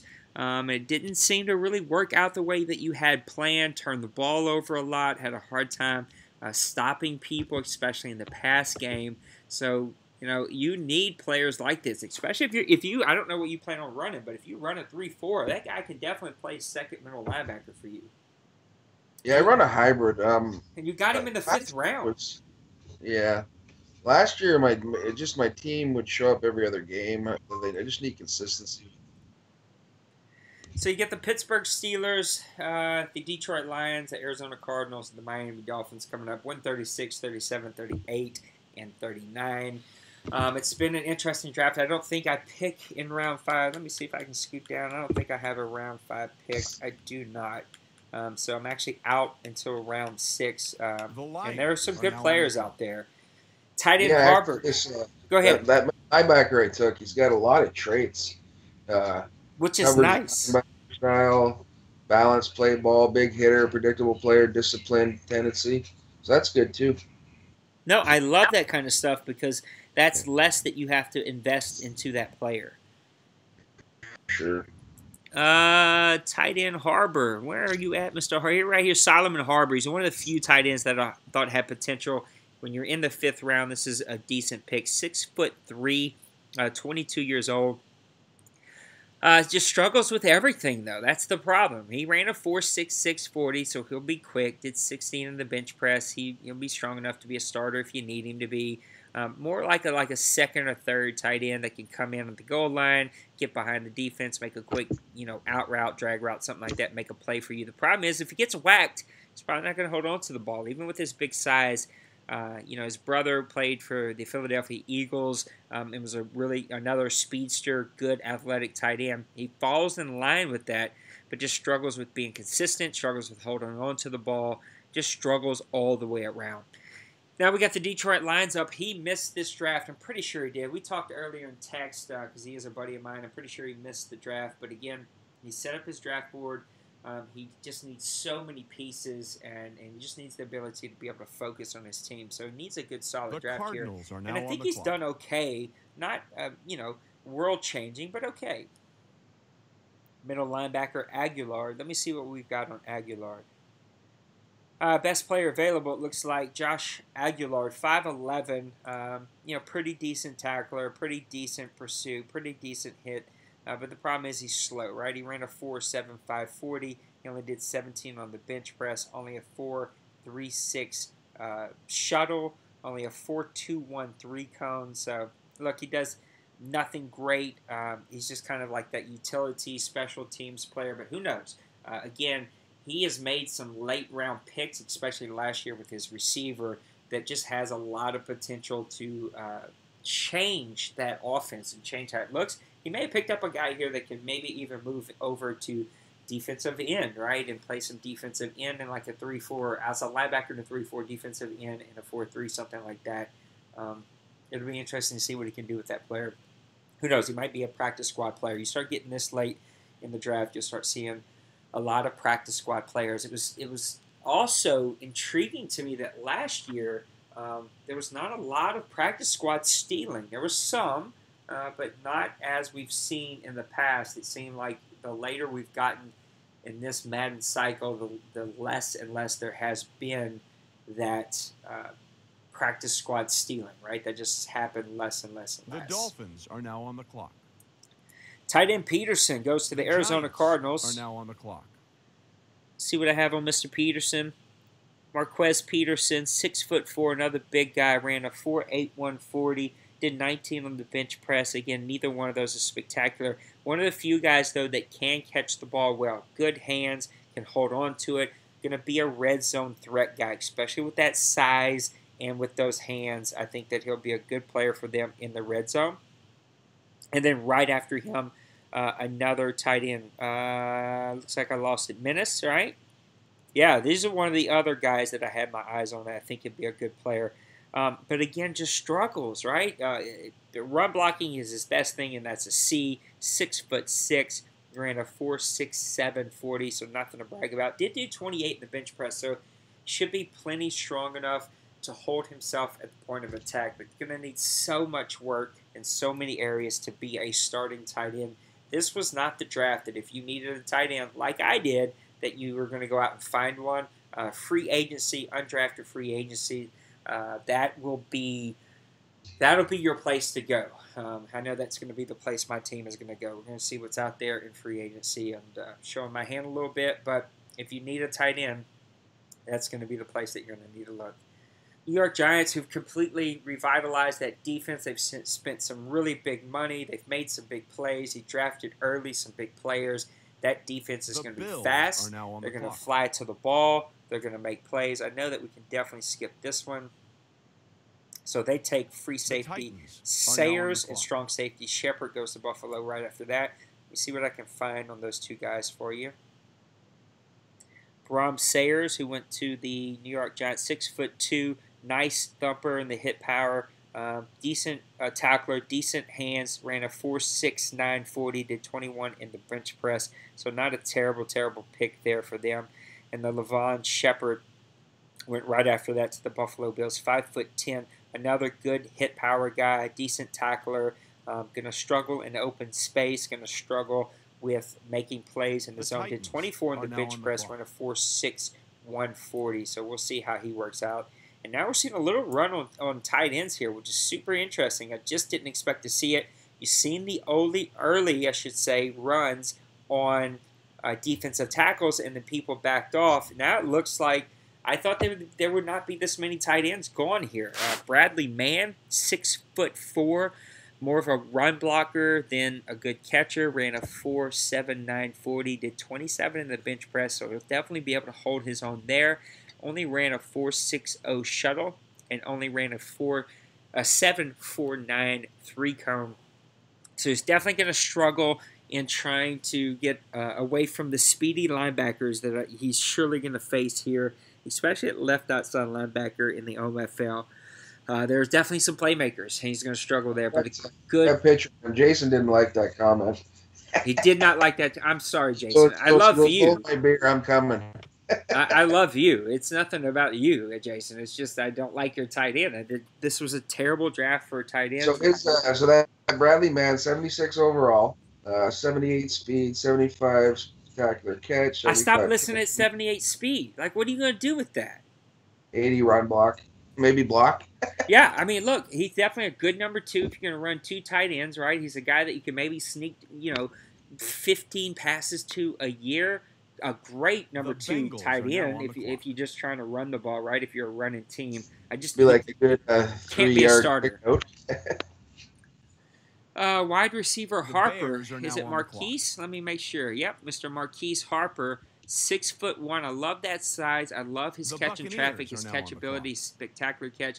A 4.43 40. This late in the draft, Jason. As much as I hated your tight end, I love the receiver pick. That's a very good pick this late in the draft. If you post a picture, I want to hear about that guy because I think that there is some serious potential of being a good number 2 guy there for him. Oh, remote play's messing up, so I got to kill it and bring it back. PlayStation, I love you. Yeah, I'm sure he'll post a pic as he posted his tight end pick. Oh, here we are. All right, so we got Marquise Harper, 71 overall, 90 speed, 89 catching traffic, 83 spectacular, 94 jumping, 87 acceleration, and 85 catching. It's not a bad grab this late. No, that is a very good pick this late in the draft. And he's 22. Jeez.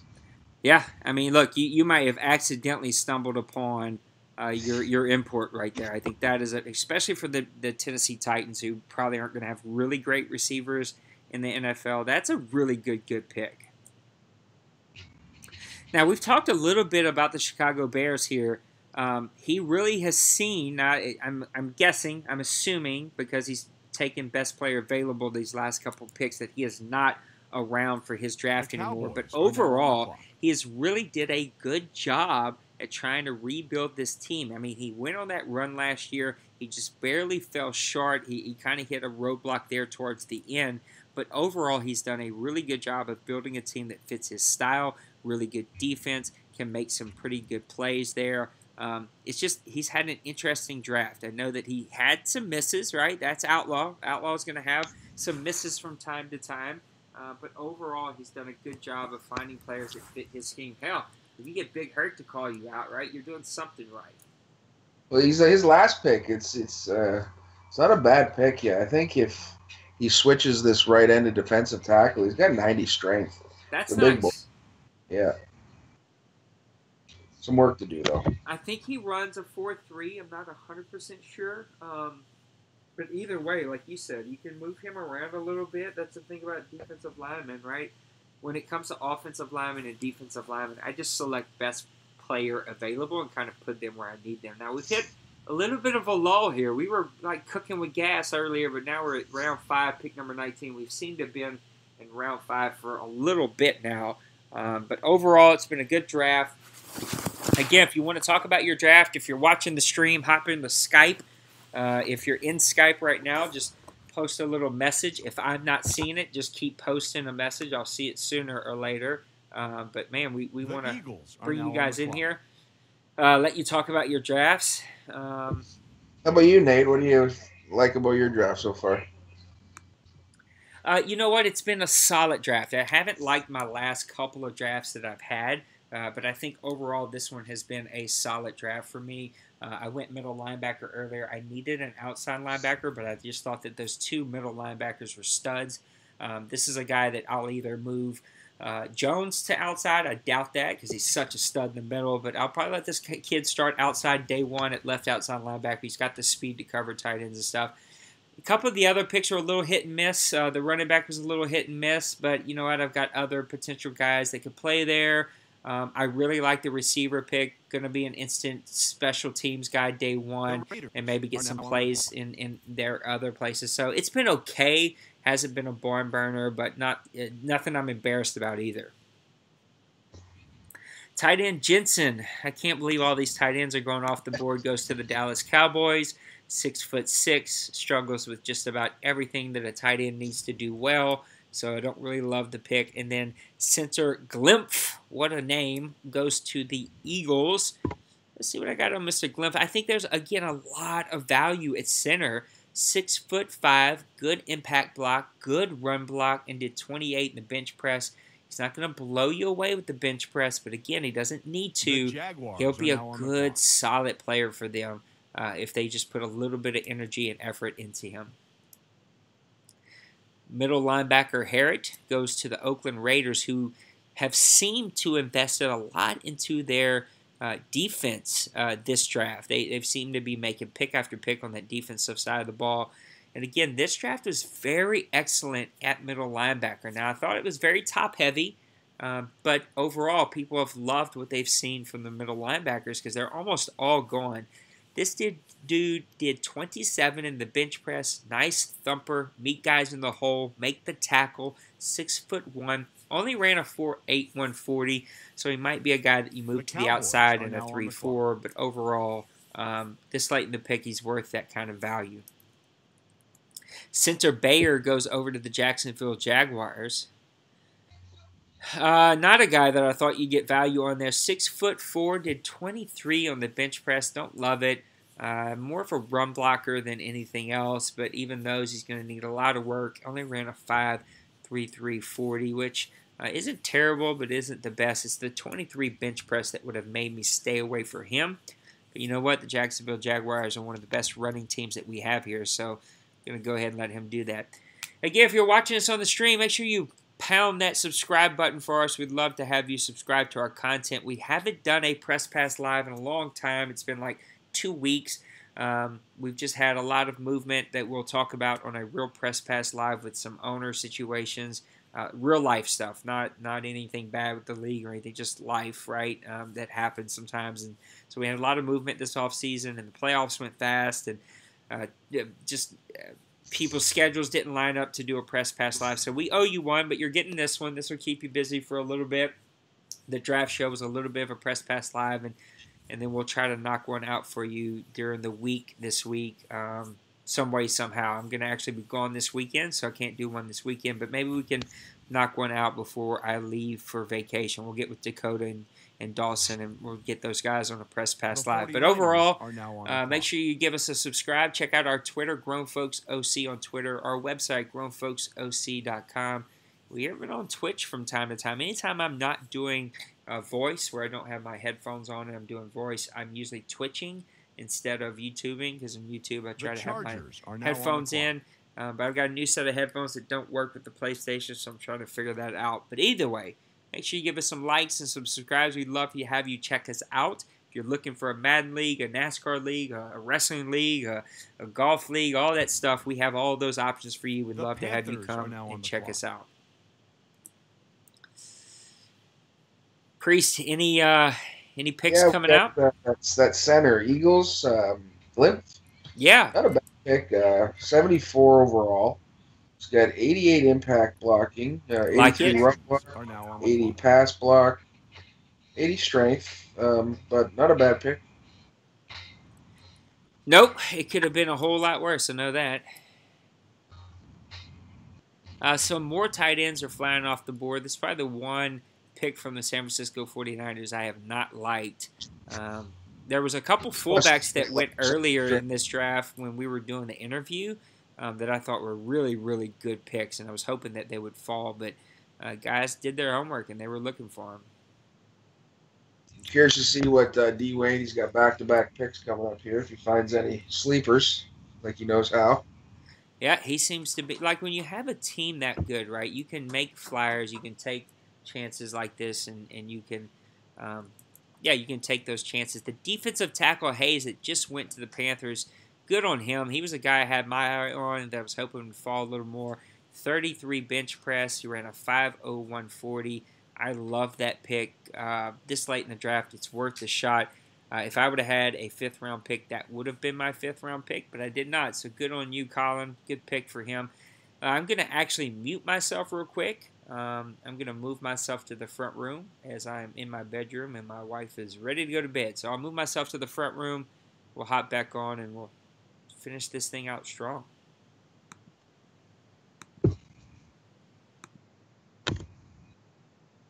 The Falcons are now on the clock. All right, we got Joel Lindholm, San Francisco. 80 the speed. Falcons are now on the clock. Not really anything interesting to talk about, Joel. Left tackle to the Falcons, Adam.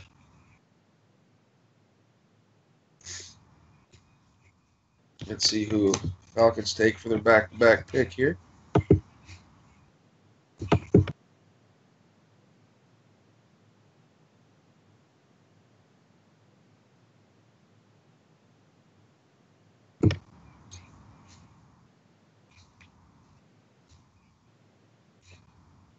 Takes a little longer for people to pick because there's not much left. What you got here, D. Wayne?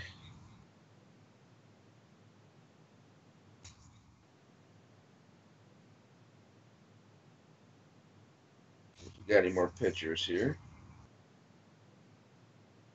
Oh, I got that defensive tackle to Chicago. Mark. The Jets Martin's are now McLeod, 80 overall, 90 strength. Nice pick. Outlaw. I'm going to have to send Goody over top of him.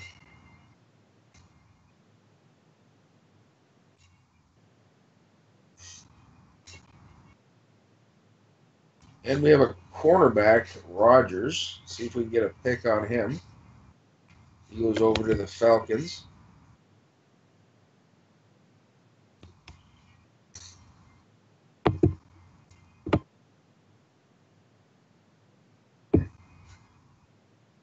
And we got the Jets up at number 158, closing out the 5th round here. Let's see who can pick a superstar sleeper in the 6th round. You know there's one out there. I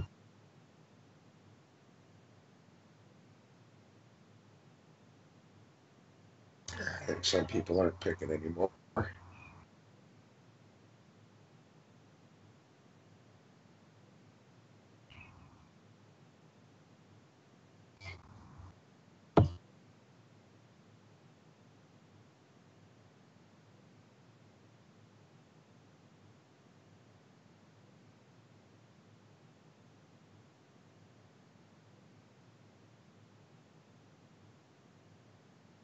The The Jets take defensive tackle, London. There are no pitchers coming in right now. All right, I am back for just a quick Here's second before Bengals take right guard nature Sam. calls. All right, let's see. Where did we hop off here? Pick 160.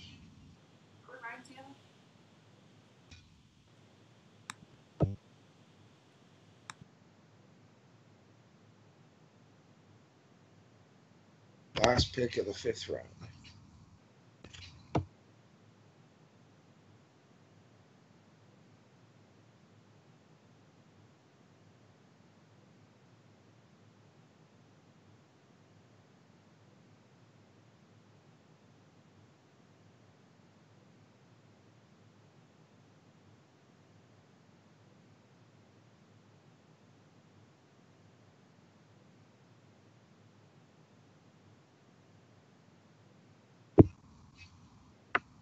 Yeah. Oh, he's not picking, but let's see what is anybody left in his draft board.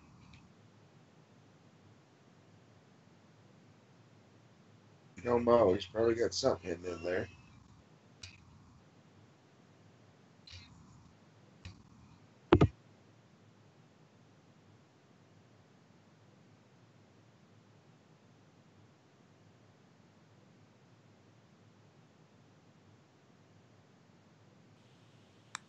All right, now The we're back. Broncos We're are back. Mo now on takes the a clock. defensive tackle.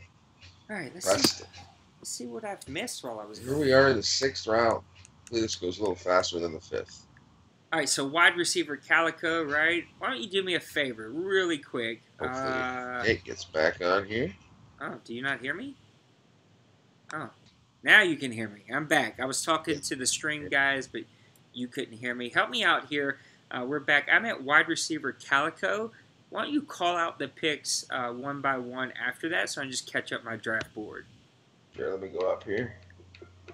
All right, so we got Atlanta pick left tackle McAdam. Ooh, good pick for him. All right. And then he comes around and picks cornerback Rogers. Okay, 1 second. Let me get the cornerback. Mr. Rogers, where you at? Oh, The Redskins another are good now on pick the for clock. him. Oh, these are not good things. All right, what happened after that? Jets took a defensive tackle Hunden. Bengals snagged right guard Santee. Oh, good pick.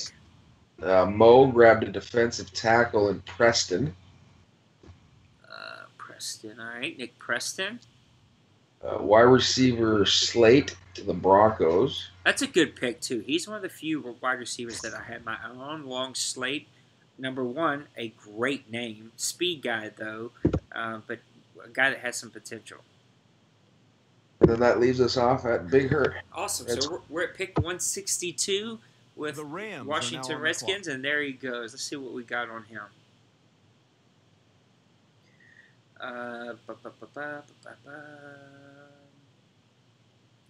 Mr. Ellis. He was one of the few guys I had my eye on at right outside linebacker. 6'0", a good tackler, good hit power guy. The Can get off of Ravens are blocks. now on Ran the a clock. 4.59 40, so pretty good there. 22 in the bench press, pretty good there. A solid pick from Big Hurt, especially here in the 6th round. Halfback Lockley, Kareem Lockley, 5'10", ran a 4.43 40, 21 on the bench press. A good guy with some good vision, a nice spin move in college. He did a 4.19 shuttle, so he's going to be pretty quick, and a 7 flat in the 3 cone. So a guy that's got some athletic ability there going over to LA Rams. They've added a lot of speed to their team. Now, will that work out? Who knows? Will that work out really well for them and be able to make plays and help them get past the Seattle Seahawks, like those types of teams? That's a tough task, but he's definitely added some speed, some athleticism, and some playmakers to this team. You just worry that is it a complete package? And I don't know. We'll have to give him credit. He had some big wins late in the season. He seemed to be putting that team together, and who knows? He may be able to put it all together and do what it is that we are questioning if he can do. All right, thanks again for a great draft so far. Priest, thanks for stepping up, buddy, and helping me out here. This would have been boring if it just would have been me. We are at 2 hours and 9 minutes, and that was with a 30-minute draft show, and so we're making pretty good time here as we are at pick number 5 in the 6th round.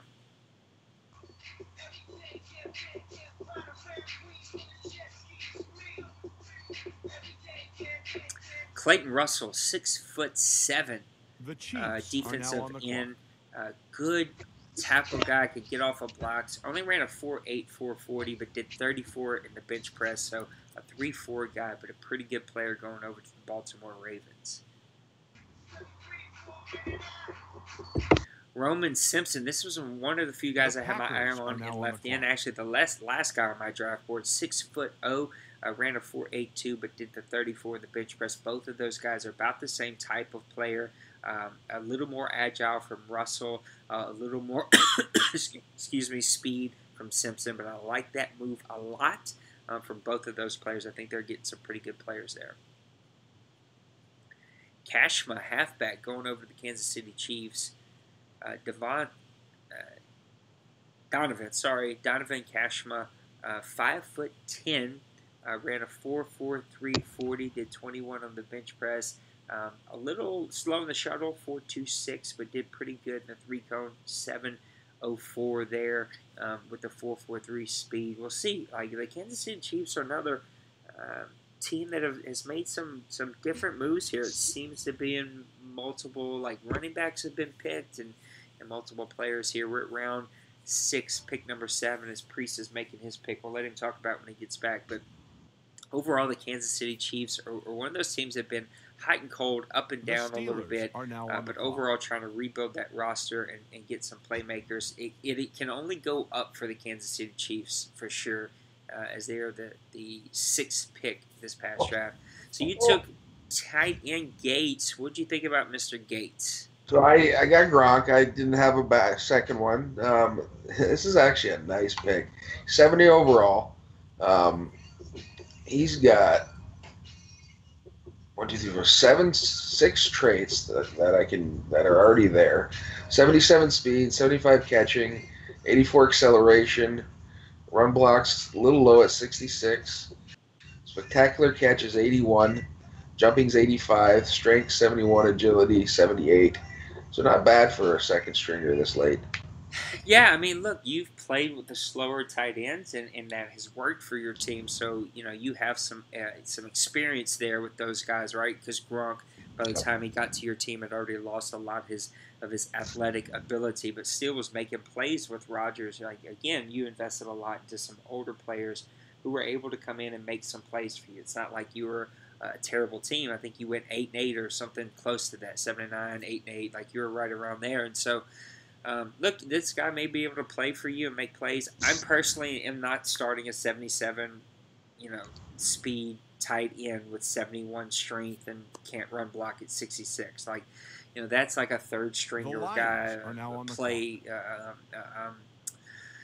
What's the word I'm looking for? A practice squad player type guy for me. Yeah, unfortunately, all 7 of my people make my team this year. So there you go. I mean.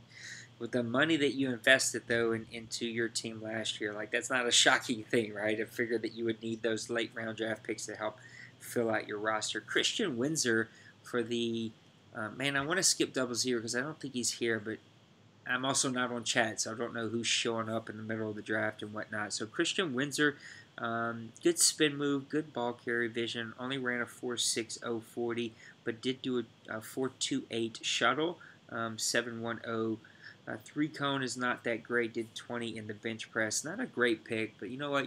He's probably not on. The computer's picking best player available at a position at need, and so that's who they got, Christian Windsor. Probably going to be a practice squad guy or a guy that gets cut.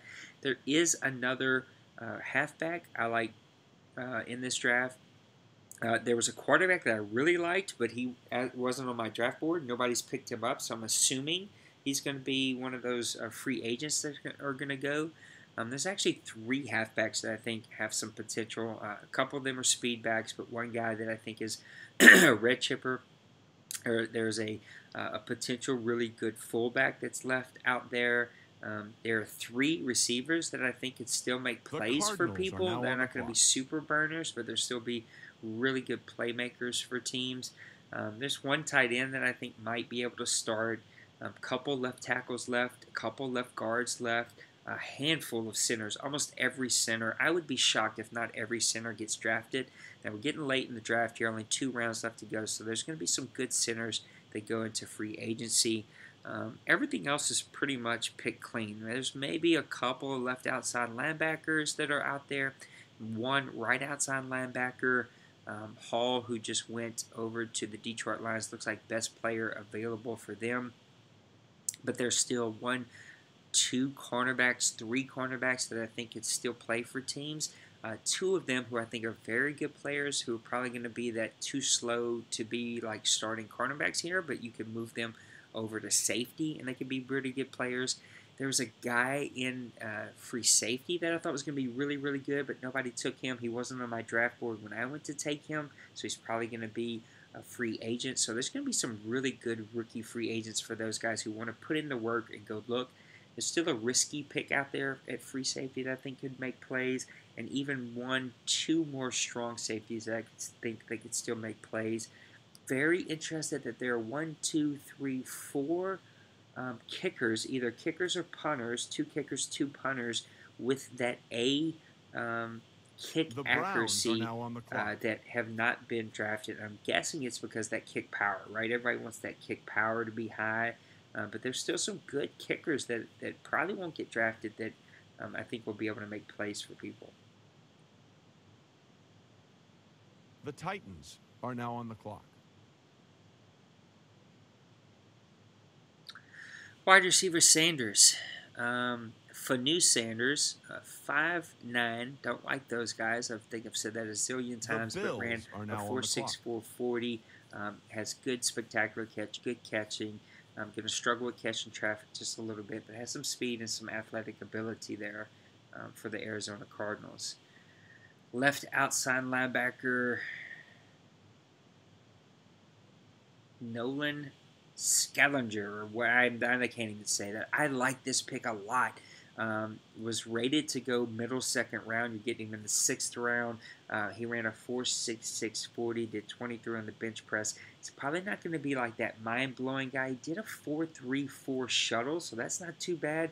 A 7.19 3-cone, that's not too bad. If Chaotic posts a picture, I want to hear about this outside linebacker. Could be one of those potential sleeper picks that works out really well for him. He knows how to build a defense, too. Benjamin, a good pick for the Tennessee Titans. So as much crap as Jason was giving me, I think he's had a really good draft. Top 5 tonight. Walker Benjamin, 6'5". He's an impact blocker at A-, a run blocker at B-. He did 31 in the bench press. Very, very good pick here in the 6th round. You cannot beat that at all. Good pick for the Tennessee Titans. This was the one tight end, the one that went to the Buffalo Bills that I thought was going to be good for him. 6'3", 23 years old, 28 on the bench press. Only ran a 4.86 40, but I know that Priest was talking about his slower tight ends a while ago. He can still make plays with these guys, and so the Buffalo Bills might be able to find a spot for him. Look, if you need to start a tight end in the pinch, if you're just like or short some guys and don't have that guy, this guy might be a steal. In my opinion, he was the best tight end in this draft, even without the speed. Just a good all-around tight end. So we'll see how that works out for the Buffalo Bills. Now we're up to the Bucks at 174, Tennessee Titans at 175, Denver Broncos at 176, Chicago Bears at The 177. Titans are now on And the we are clock. flowing here in the 6th round. So I got that one pick, the tight end. Kind of Yeah, wish I talk would about him. 75 overall, 78 speed, The Broncos 79 are now run on block, the clock. 84 acceleration, spectacular catch, 74. Not a bad pick for that late for the Buffalo Bills. The Bears are now Oh, on the clock. the Tennessee Titans just took the quarterback that I was talking about who wasn't on my draft board. That's The another Saints are great now on the pick for clock. them, and it's my pick now, so I'm going to shut up and see what I could grab. Take the fast quarterback.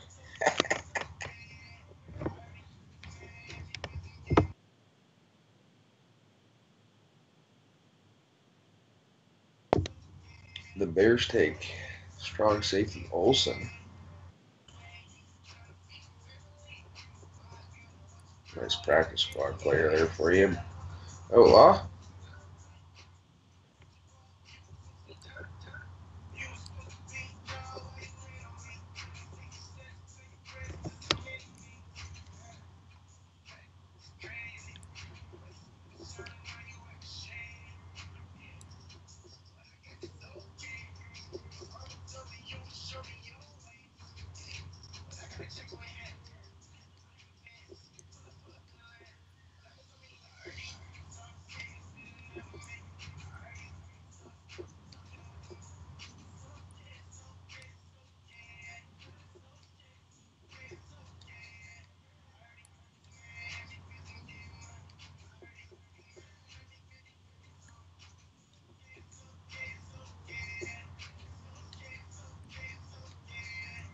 The I Patriots are now on I the just clock. ran out of time. I was scrambling. Everybody I was looking for was gone already, and yeah, I like that about this Madden is that players will be on some draft boards and not on others, but it sucks when you've done your homework on guys and you have The them ready Eagles are and now they're on the gone. clock. But I took Lucas Cole. This guy probably won't make the team. Practice squad guy. 81 pass block is good. 80 impact block is okay. 75 run block. 78 strength. Both are not good. 67 overall. Just one of those picks, right? It's late in the game, and so there's only so much you got to do, and it's hard to find that guy whenever you're looking. But going back to the Tennessee Titans, I love that quarterback. If he posts a picture of him, if you're listening, Ziploc, not Ziploc, Vertigo, Jason, whatever you go by. got him, Nate. Okay, talk about him. 73 overall, 22, 6'6", 239 pounds out of North Carolina. He has 90 throwing power, The Raiders 86 are now throw on on the run, short accuracy 84, medium 77, and deep 73. Awareness Nice. 61. Yeah, see, Yeah. that's just late in the draft, yeah, you can't argue about that. No, not at all. That's He's- 6th round. He's had a really good draft here late, and I know he gave me crap about the one player I didn't like, but outside of that one player, he's had a really, really good draft. Aaron Olsen goes to the Chicago Bears. I don't know if he's posting pictures of his guys anymore. Another thumper, ran a 4.540. He's definitely added some speed to his team. I don't love the pick. I think there are better safeties that are left, but you know what? He's just trying to add some speed, add some playmakers. I do like the free safety that went to the Eagles. The 5'11", Jaguars a are now hit on the power clock. guy, good zone coverage. Let's see, what do we have here? 4.53 40. Did 23 in the bench press, so a good pick for the Philadelphia Eagles. I got the Browns linebacker. Oh, yeah, talk about him. Let's see, 69 overall. He's got 4 traits, which is decent. 82 speed, 82 tackle, 81 hit power, 75 pursuit. It's a good pick, but it's some work to do for sure. Yeah, I mean, you're late in this draft. There's not going to be anybody that's a superstar stud unless you just get completely lucky. Unless Mo's picking, then it'll be a super. Yeah, The if Cowboys Mo's are picking, now that's on a the different clock. story. But look, overall, that's a really good pick for a Browns team that knows how to progress players, especially on the defensive side of the ball. I mean, the guy had top 5 defense all season long. So, What a name, too. who we got here? Perry Arrington just went to the Jacksonville Jaguars. Good pick for them.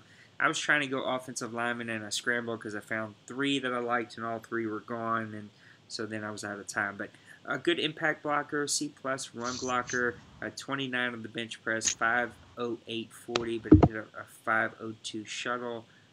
So not super athletic. Excuse me. Not super athletic, but strong, and a guy that you could definitely put a little work into. I like guys like that to be like a swing tackle. Bring him in as like a third tight end, and just actually just be a second tackle that can play on that offensive line in like a run heavy type of formation. And I know the Jacksonville Jaguars like to be that run first team. They run a lot of wildcat. They run a lot of like trickery run plays, and so. He'll hit you in the mouth with some guys, and he definitely knows what he's doing. So, kudos to him. We still have 5 guys that are watching on YouTube, so thank you guys again for tuning into the draft show. I don't know how many we have here on Skype. Let me see if I can bring that up. Looks like we got 4 people on Skype, so it's kind of died down on Skype a little bit. Normally we have 13, 14, 15 people on Skype, but that's died down a little bit. But we're getting late, right? It's 10 o'clock. It is getting late in the draft, and we are coming to a close. Man, we have some couple picks running through here. Quarterback Paxton. Tate Paxton looks like best player available. Don't love the pick. Middle linebacker Bridges. I don't know. I know that Outlaw, listen to me, that old Meathead has been here. Yeah, he still is, because he's still picking players that fit his scheme. He takes Brian Bridges, 6'1" guy. Another good tackler, another good thumper. Only ran a 4.79 40, 24 in the bench press. So he's picking those slower guys that are good thumpers. And again, he's just finding players that fit his scheme. Another fullback went off the board. It was Mr. Copa. This is a kind of a risky pick, but 5'11", nice impact block, nice stiff arm, ran a 5.24 40, did 29 in the bench press. So he's strong as a mule. A risky pick, but is it really risky? You're late in the 6th round. You might as well make that pick if you needed a fullback, or hell, if you're just taking a flyer on anybody that's left. Any new things that have come in that you think we'd like to go ahead and talk about? Not really. You got the Patriots quarterback, but it's brutal. Yeah, I mean, he is. That was not a good pick for him, but again, maybe just for his name. Yeah, you're getting late in the. The Panthers are now on the clock. Late in the draft, so they are what they are. I'm surprised that we haven't had many calls tonight, and I felt like there was a lot of people here for this draft, but not many people on the Skype, not many people on the stream. I don't know if all these different options, many people just didn't actually get on. But, man, I was really hoping that we would have more calls, more people that would want to talk about their teams. Usually we have 4, 5, 6 different interviews.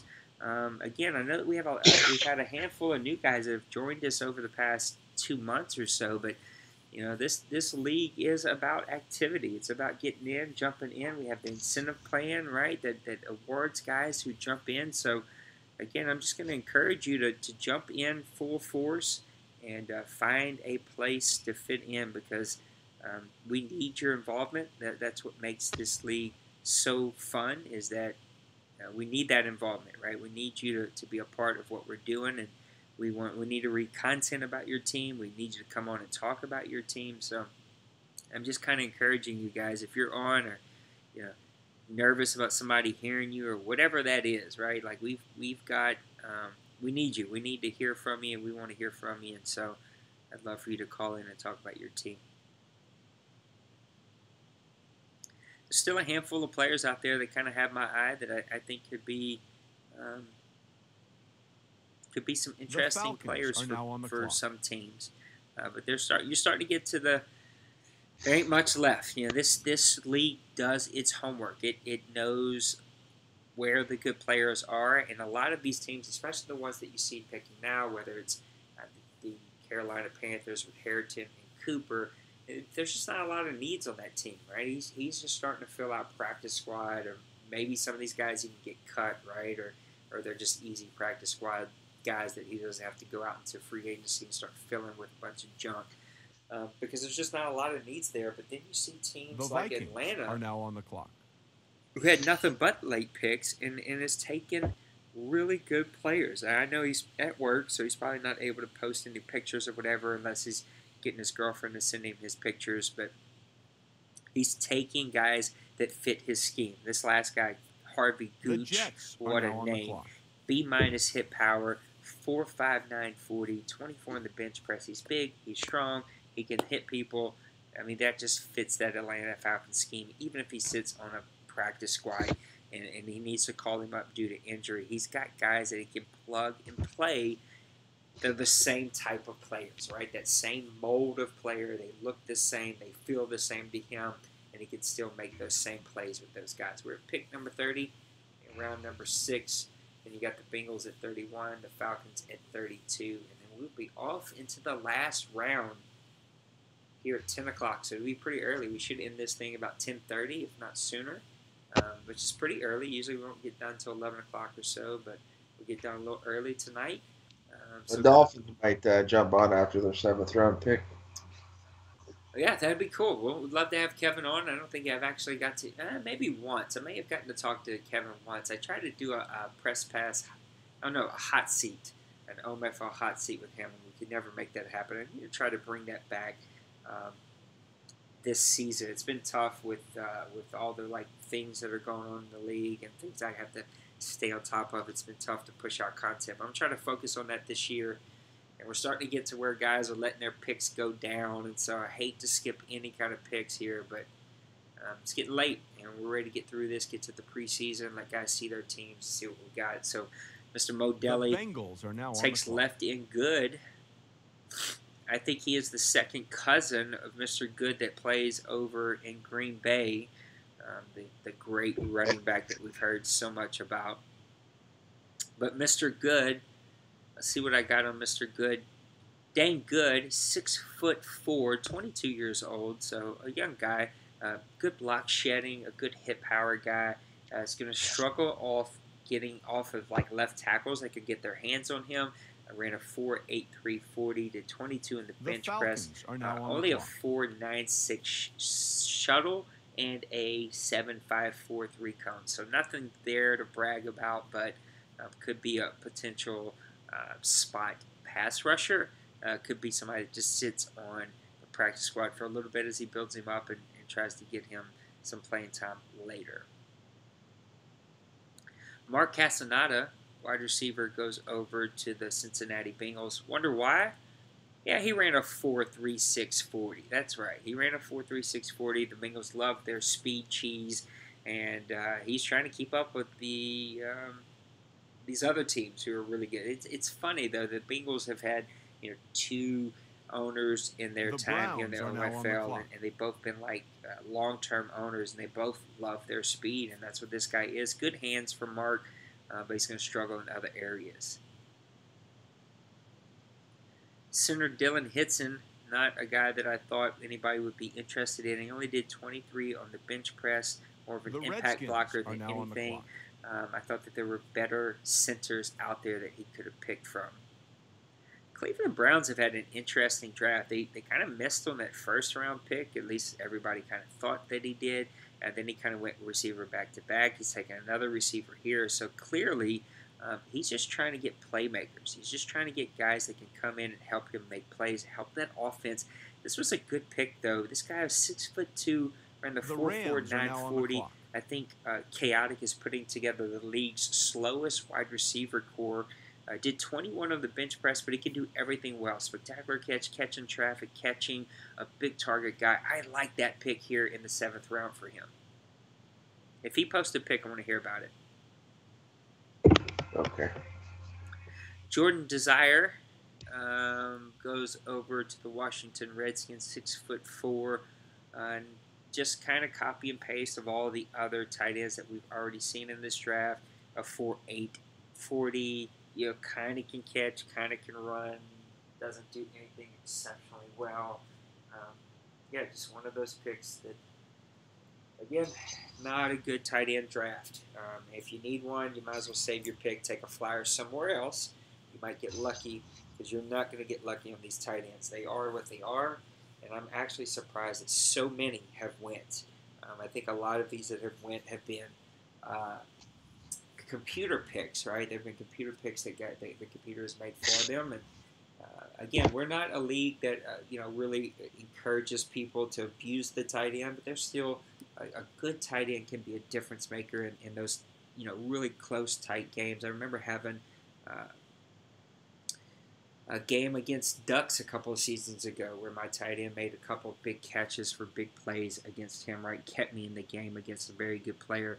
A tight end could be a big difference maker for you. Wide receiver Vincent. Let's see what I can find on Mr. Vincent.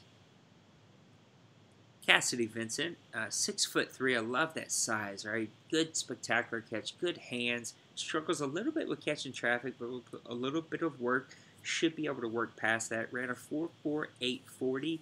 You don't love that. He did do a 6.9 4.3 cone and a 4.19 shuttle, so he'll be quick, he'll be agile.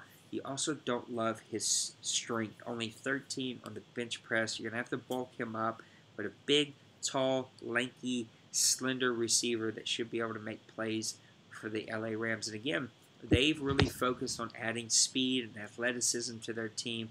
This guy kind of falls into that vein. I don't think he'll be a super burner, but he'll be able to be fast enough to still make plays for them.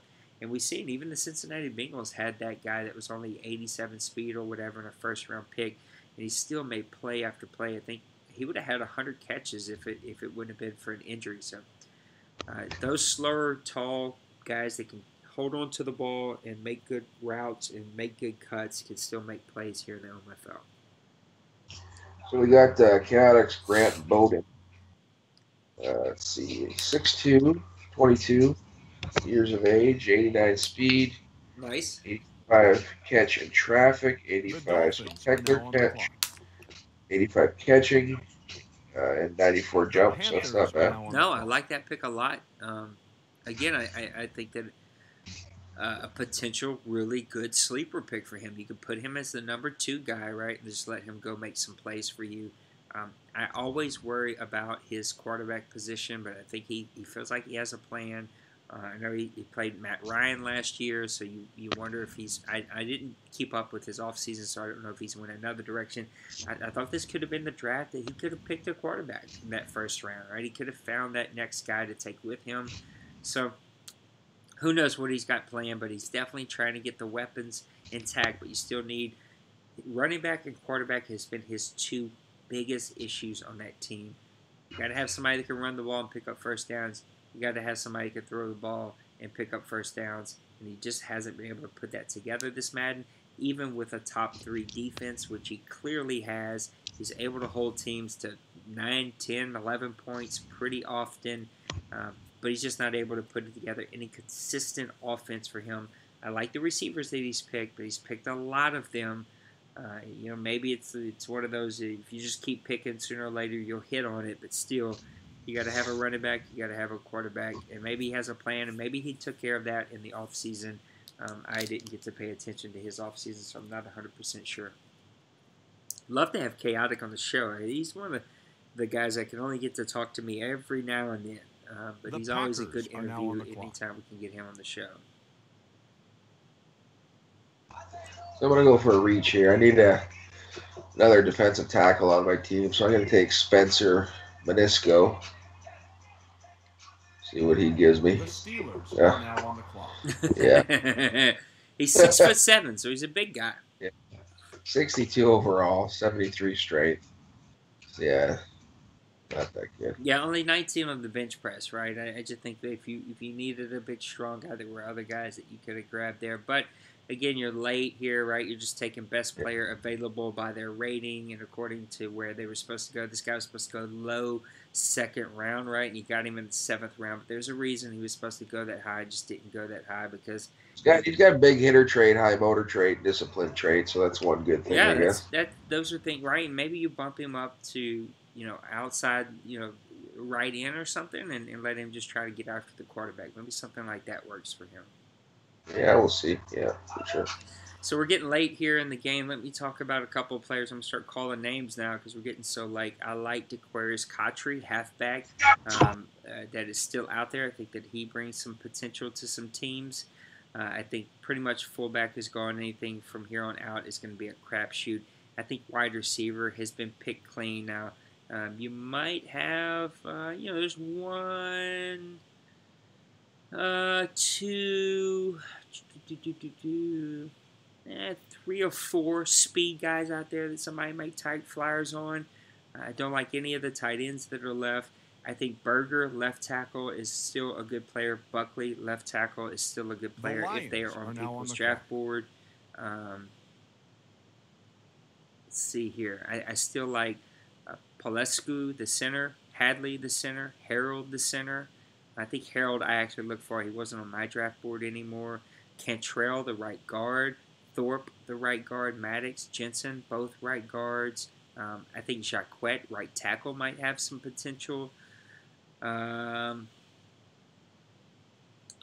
end, right end, defensive tackle, all picked pretty clean.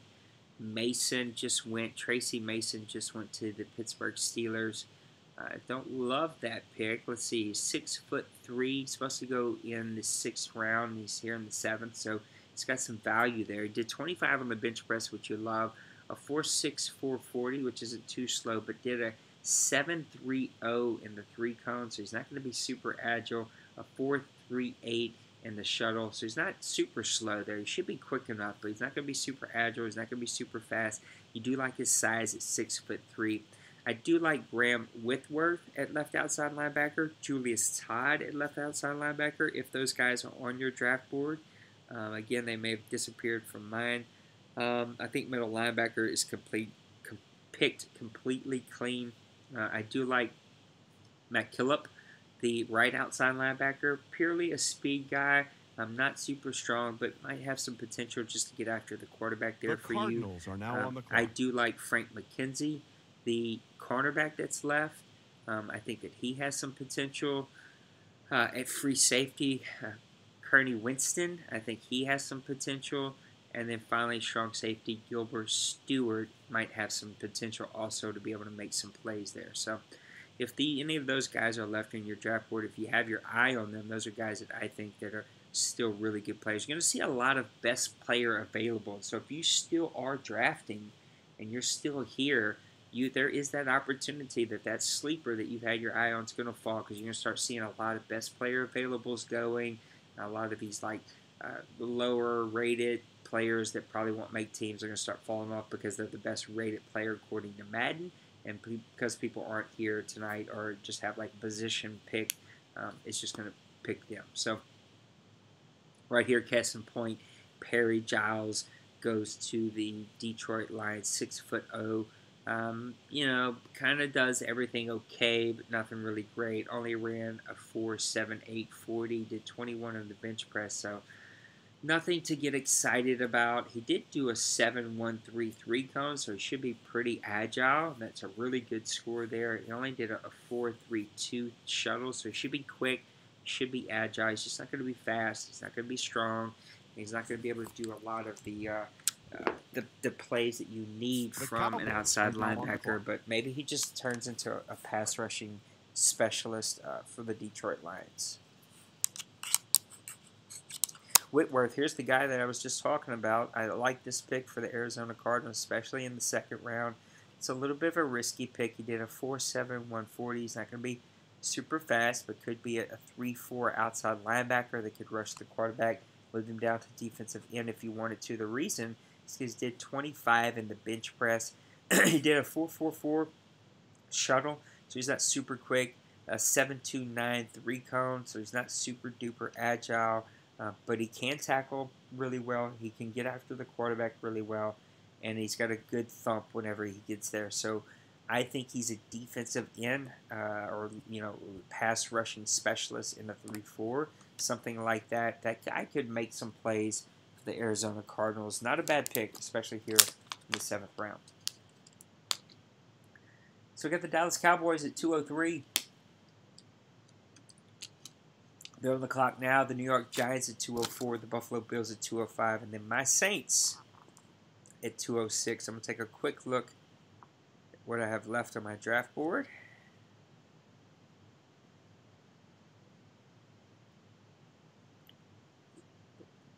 Boom.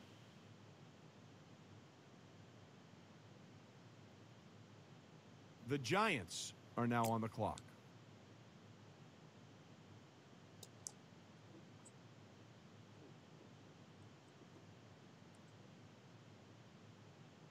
I've had a lot of success at getting cornerbacks that you move over to safety, and so I've kind of thought about maybe going that route here. I like this George Linder pick for the sorry about that, Dallas Cowboys, 6'2", more of a zone coverage than anything else. Ran a 4.55 40, did 18 in the bench press. There's some potential there. Again, if he's too slow, you can move him over to safety and go make plays. I love his size, though.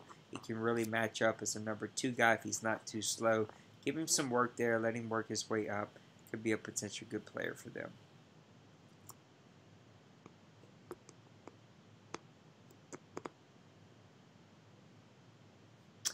We're coming to the end here, and I tend to be a little alone here. We're running out of some time. People are running out of steam.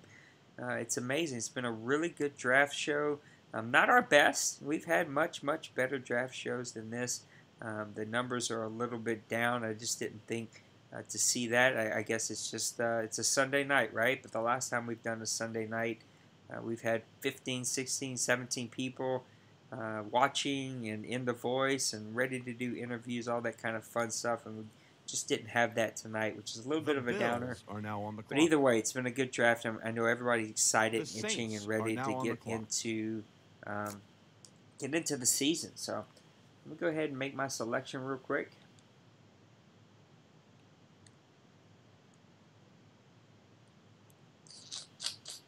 What do I want to do here?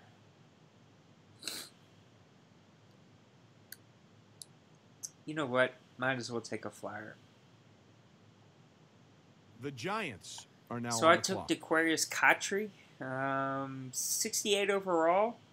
He was ranked 332. I got him at 206. 222, 6'1" out of Wisconsin. Balanced guy, 93 speed, 87 acceleration, 74 carry, 83 vision. I like that. 71 juke, 73 spin, 74 truck. So just kind of average overall in all of those types of places.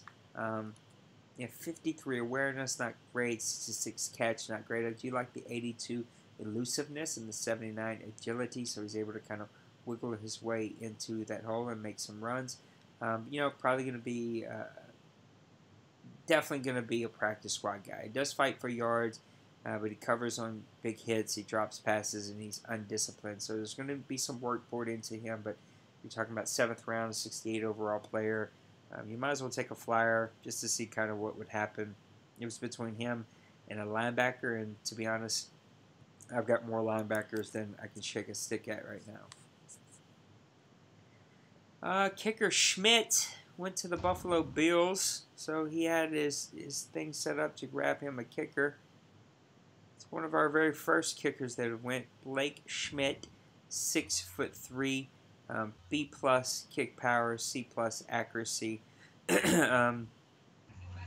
Look, when it comes to kickers, you just need to put the ball through the goal. Let's see if he can do that for them. Quarterback Zolman. Not really a guy that there's anything really to talk about here. It looks like best player available for the New York Giants, but man, he has had such a great offseason.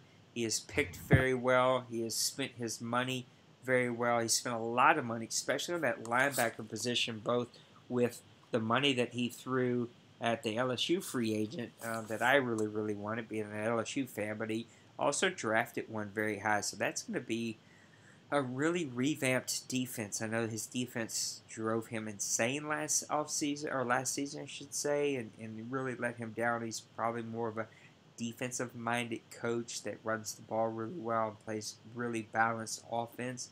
But he was really disappointed in how that team performed on the defense side of the ball. And he's taken steps this offseason to fix that, to remedy some of that.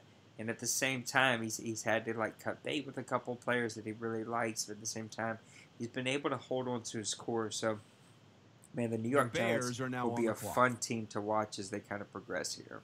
The Buccaneers are now on the clock. I think we're just going to start seeing a bunch of, best player availables go here.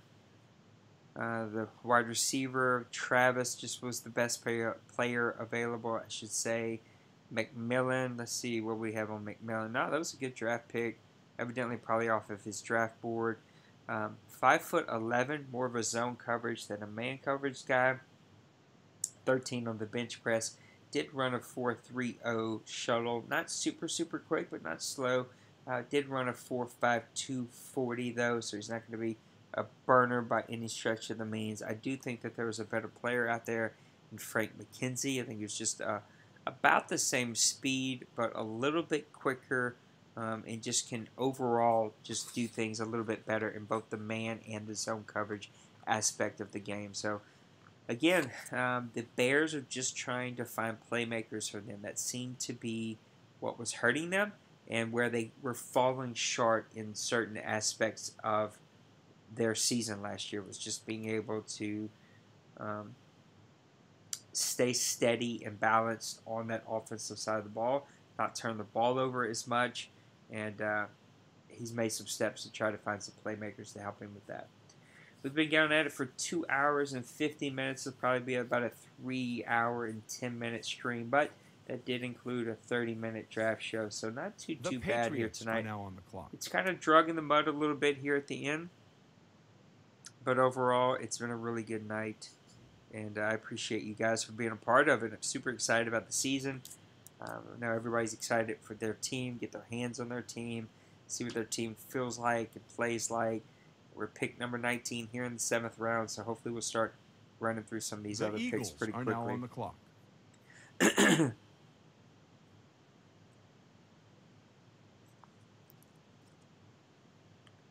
I am super disappointed we didn't get more interviews and more call-ins, man. I was hoping we'd get more of that. Martin Malone goes over to the New England Patriots, 6'3". Another one of those guys that can just has size, catching ability, big hands, just doesn't have the speed, right? This draft seemed to be very heavy on the big, tall receivers with great hands who struggled with speed. Ran a 4.65 40, did 21 of the bench press. The Raiders are now on the clock. The Jaguars are now on the clock. Right tackle Swirl, Jonte Swirl, goes over to the Philadelphia Eagles. Tight end Fort. The Cowboys are now on the clock. Goes over to the Oakland Raiders. And the Jacksonville Jaguars took cornerback McKenzie.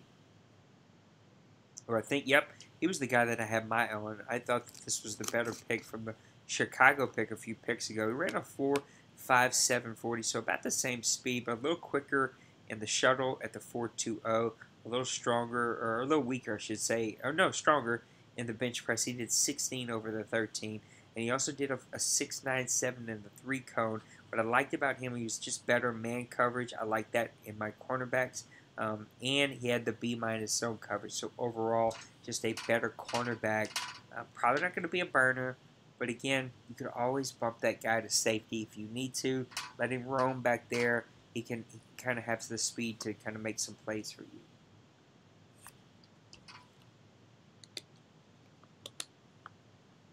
So we're pick number 23 with Massimo and the Dallas Cowboys, who had a great offseason as he takes over his new team.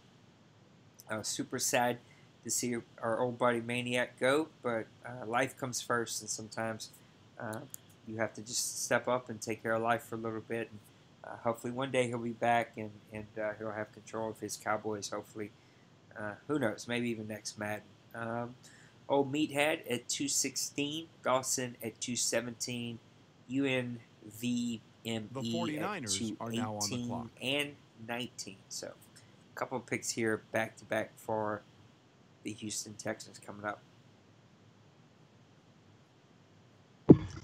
So how are things going? Are we going to go to, like we normally do, go to week Preseason week 4. Yeah, so that's a good point. So what's going to happen here tonight is we'll give 5 minutes or so, or maybe a few minutes longer than that, to wrap things up after the draft, just to make sure if there's any position changes. We don't stay there too long. It'll probably be less than 5 minutes, maybe 3 minutes or so to wrap things up after the draft. Then we'll move over to week number 1, where we'll sit for 10 minutes. I'll announce it. I'll announce a 2-minute warning. Then we'll go to weeks 2. We'll do the same thing. Weeks 3, do the same thing. Get us to week number 4. In week number 4, you need to put in your waiver claims, fill your practice squad, get your team cut to 53, and if you want, play week 4 game.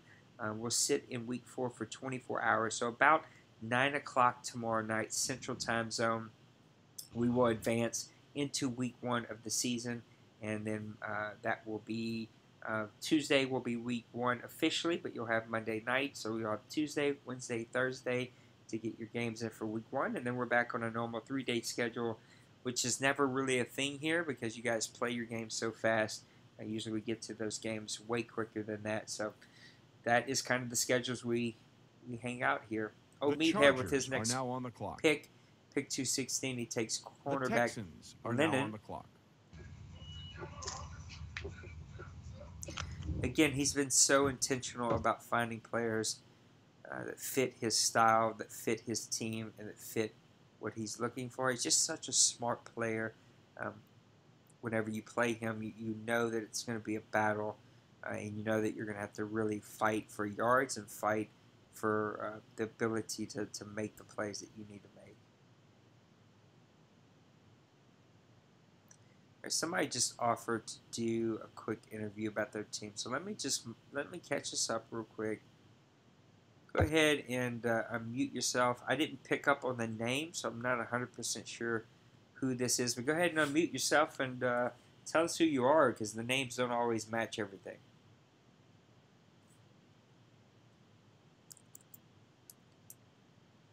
Somebody just did it. Who are you?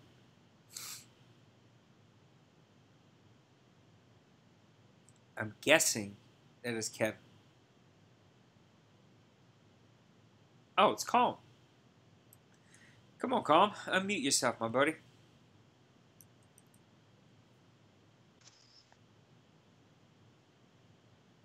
Calm, are you with us? It's calm like a bomb. All right, Mr. Calm. Now, you missed your draft, or are you here tonight? I know that you missed the early portion, right? I missed an early portion and then decided to use some vacation time with the old JOB and head home and do the draft. Nice. Well, tell us about your draft. You got your old team back. You look to be really intentional, especially with your draft board early on, and you seem to get some players that you were excited about. So just tell us about your draft overall. How do you feel about it, and did you kind of hit the marks that you were aiming for? Well, I'm a little disappointed that I didn't hit any superstars. It's always good to, get one or two of those if you can, do your homework right and get a little luck involved and all. But overall, I think it's an average draft. I think for every solid pick that I made, I compare it with a project. That's not how I was hoping it was going to go, but it's the way it turned out. Pretty much just going down the line, my first overall pick that I had to go with was left tackle Curtis Carter. With losing Cordy Glenn in free agency, I had to find someone to immediately fill that hole. And you found that, right? He was a stud. Yeah, I was blown away by his strength, his impact blocking, and at 6'6", 319, I like that mauling type of blocker that's going to be a wall on the left-hand side. Never really get too concerned much with run blocking ability on the left-hand side. I usually like to have my centers and my guards take care of that, but very happy with the Curtis Carter pick. So I'm glad that he was able to fall to me when he did at 13. So I originally tried moving up in the draft, so I got a little cold feet about it, thinking he was going to go a little earlier, but I couldn't find a dance partner to make it happen. So overall, happy with that pick.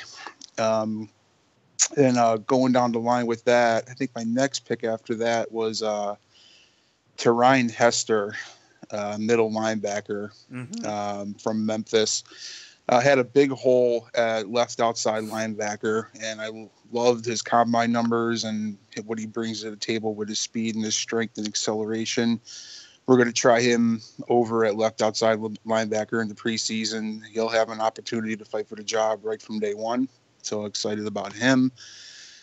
After that, we went with halfback DJ Hill. He may have been a little bit later in the rounds, Jets but I are think now he on the has clock. home run capability on every play with 94 speed and 91 acceleration and high 80s agility. He reminds me of a younger Shady McCoy that I used to have on the team a year ago. So happy with that.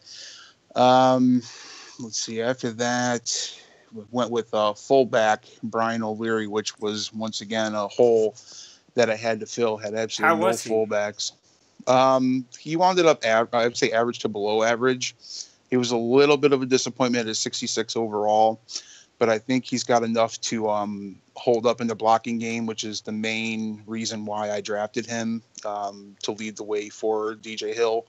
He's got the speed, he's got the quickness, and he's got the strength to take on the linebacker, long enough to let DJ Hill do his thing. So hopefully that'll work out. And it's kind of the same thing for drafting tight end Martinez Whitaker. Once again, didn't really draft him for his playmaking capability.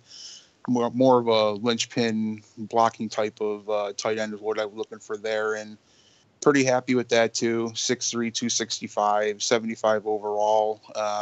Decent acceleration, decent strength. Could probably hold up his end of the bargain at the point of attack when it comes down to it. After that, took a kicker, Blake Schmidt. Had a glaring hole at kicker, so I had to get one coming out of this draft. The Bengals are now Due to on my the clock. cap situation, I was not active at all in free agency, and with having only like 3-4 million to play with, I wanted to kind of have that on reserve, in case something happens during the season. So I had to be completely draft heavy with a lot of these players. And like I think with Presaid, a lot of the players that he drafts are going to wind up having to start at the beginning of the season. And I'm kind of in the same situation as he is as well. So that's kind of how that goes. And the last one was Levon Shepard, strong safety out of Indiana. Was a playmaker. He'll be a backup immediately to my starting safety, Angel Ndukwe. But they both had the same kind of characteristics I liked. I liked my hard-hitting sledgehammer type safeties, and with his speed and his hitting power, that's definitely what I was looking for. So he'll learn behind Angel Ndukwe for a few years and take it from there. So you're back in Buffalo. You got your old team back. What are the expectations? I know cap has been tight. You couldn't be super active in free agency, but there might be some nice free agents like in the aftermarket when it's all said and done. So what are the expectations for Buffalo moving into season 78? Well, my real Bills last year ended the drought, and I'm trying to see if I can do the same thing with my Bills in the OMFL. I'm glad that we're coming back to the league, that I don't have to deal with Cincy 2 times a year. That's a big plus. But I don't know. We'll see. We'll go get to the off season here. We'll see who rises to the occasion. I know what kind of scheme I'm going to run on both sides of the ball, and hopefully with the draft moves that I made tonight, it'll be the first step. It's going to be a process. I mean, if I were to make the playoffs this year, it'd be great. I don't have that exception. I'm thinking like maybe if I could fight for a wild card, I would consider that a successful season at this point. But there's some time to go. I still got some more steps to take and, see what I have, because I still haven't even played one game with the team that I've inherited yet. Yeah. I have no idea what this new quarterback is about that I have, but he seems to have great stats. So I got some good hopes for him. But as far as everybody else, it's gonna be a testing season, if anything. But like the previous owner stated as well, one of the great things about being in this league and being, in a Madden franchise is you get to take over a team and build it in your own image and, how you want your team to look. So I totally 100% agree with the point that the previous owner made, who was on here as well. Yeah, and I think that, that AFC division is wide open, right? There is some opportunity there as all of those teams are kind of rebuilding to figure some things out. Mo Dele seems to be like the top guy there, but, you guys can still aim for that and still have an opportunity. It's not like, the Seahawks where, that division is pretty tough. Those guys have a pretty tall mountain to climb.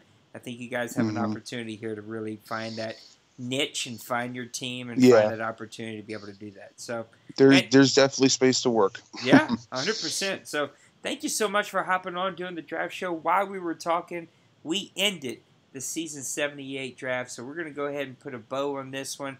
Thank you so much, Calm, for jumping on with us and doing your draft and everything. We're glad to have you back. And Priest, thank you, bro, for hopping up here and being kind of my informal co-host and helping me fill in some dead areas and do my thing here. It's been a lot of fun. A little down draft for us as far as participation and guys being on, but overall a really fast draft, a good draft, lots of good content that we got out, and now it's time for the fun stuff. Let's go ahead and get into preseason week number 1, and let's go have some fun. So fellas, thank you again for a good night. Thanks everybody for tuning into the show. You heard the schedule a little earlier. I'll announce it in the chat. My chat has been off, so I'm a little nervous about turning this chat on and seeing all the messages that I'm going to have waiting on me. But we'll announce it when we get to the 10-minute stage. I'll announce a 5-minute warning. I'll announce a 1-minute warning, and then we'll move on to stage 3, 2, and 3, and stop in the week's 4. So for all the leadership here in the OMFL, thank you guys so much for tuning in tonight. We'll see you at Press Pass Live. We'll try to do one for you later this week. Until then, peace.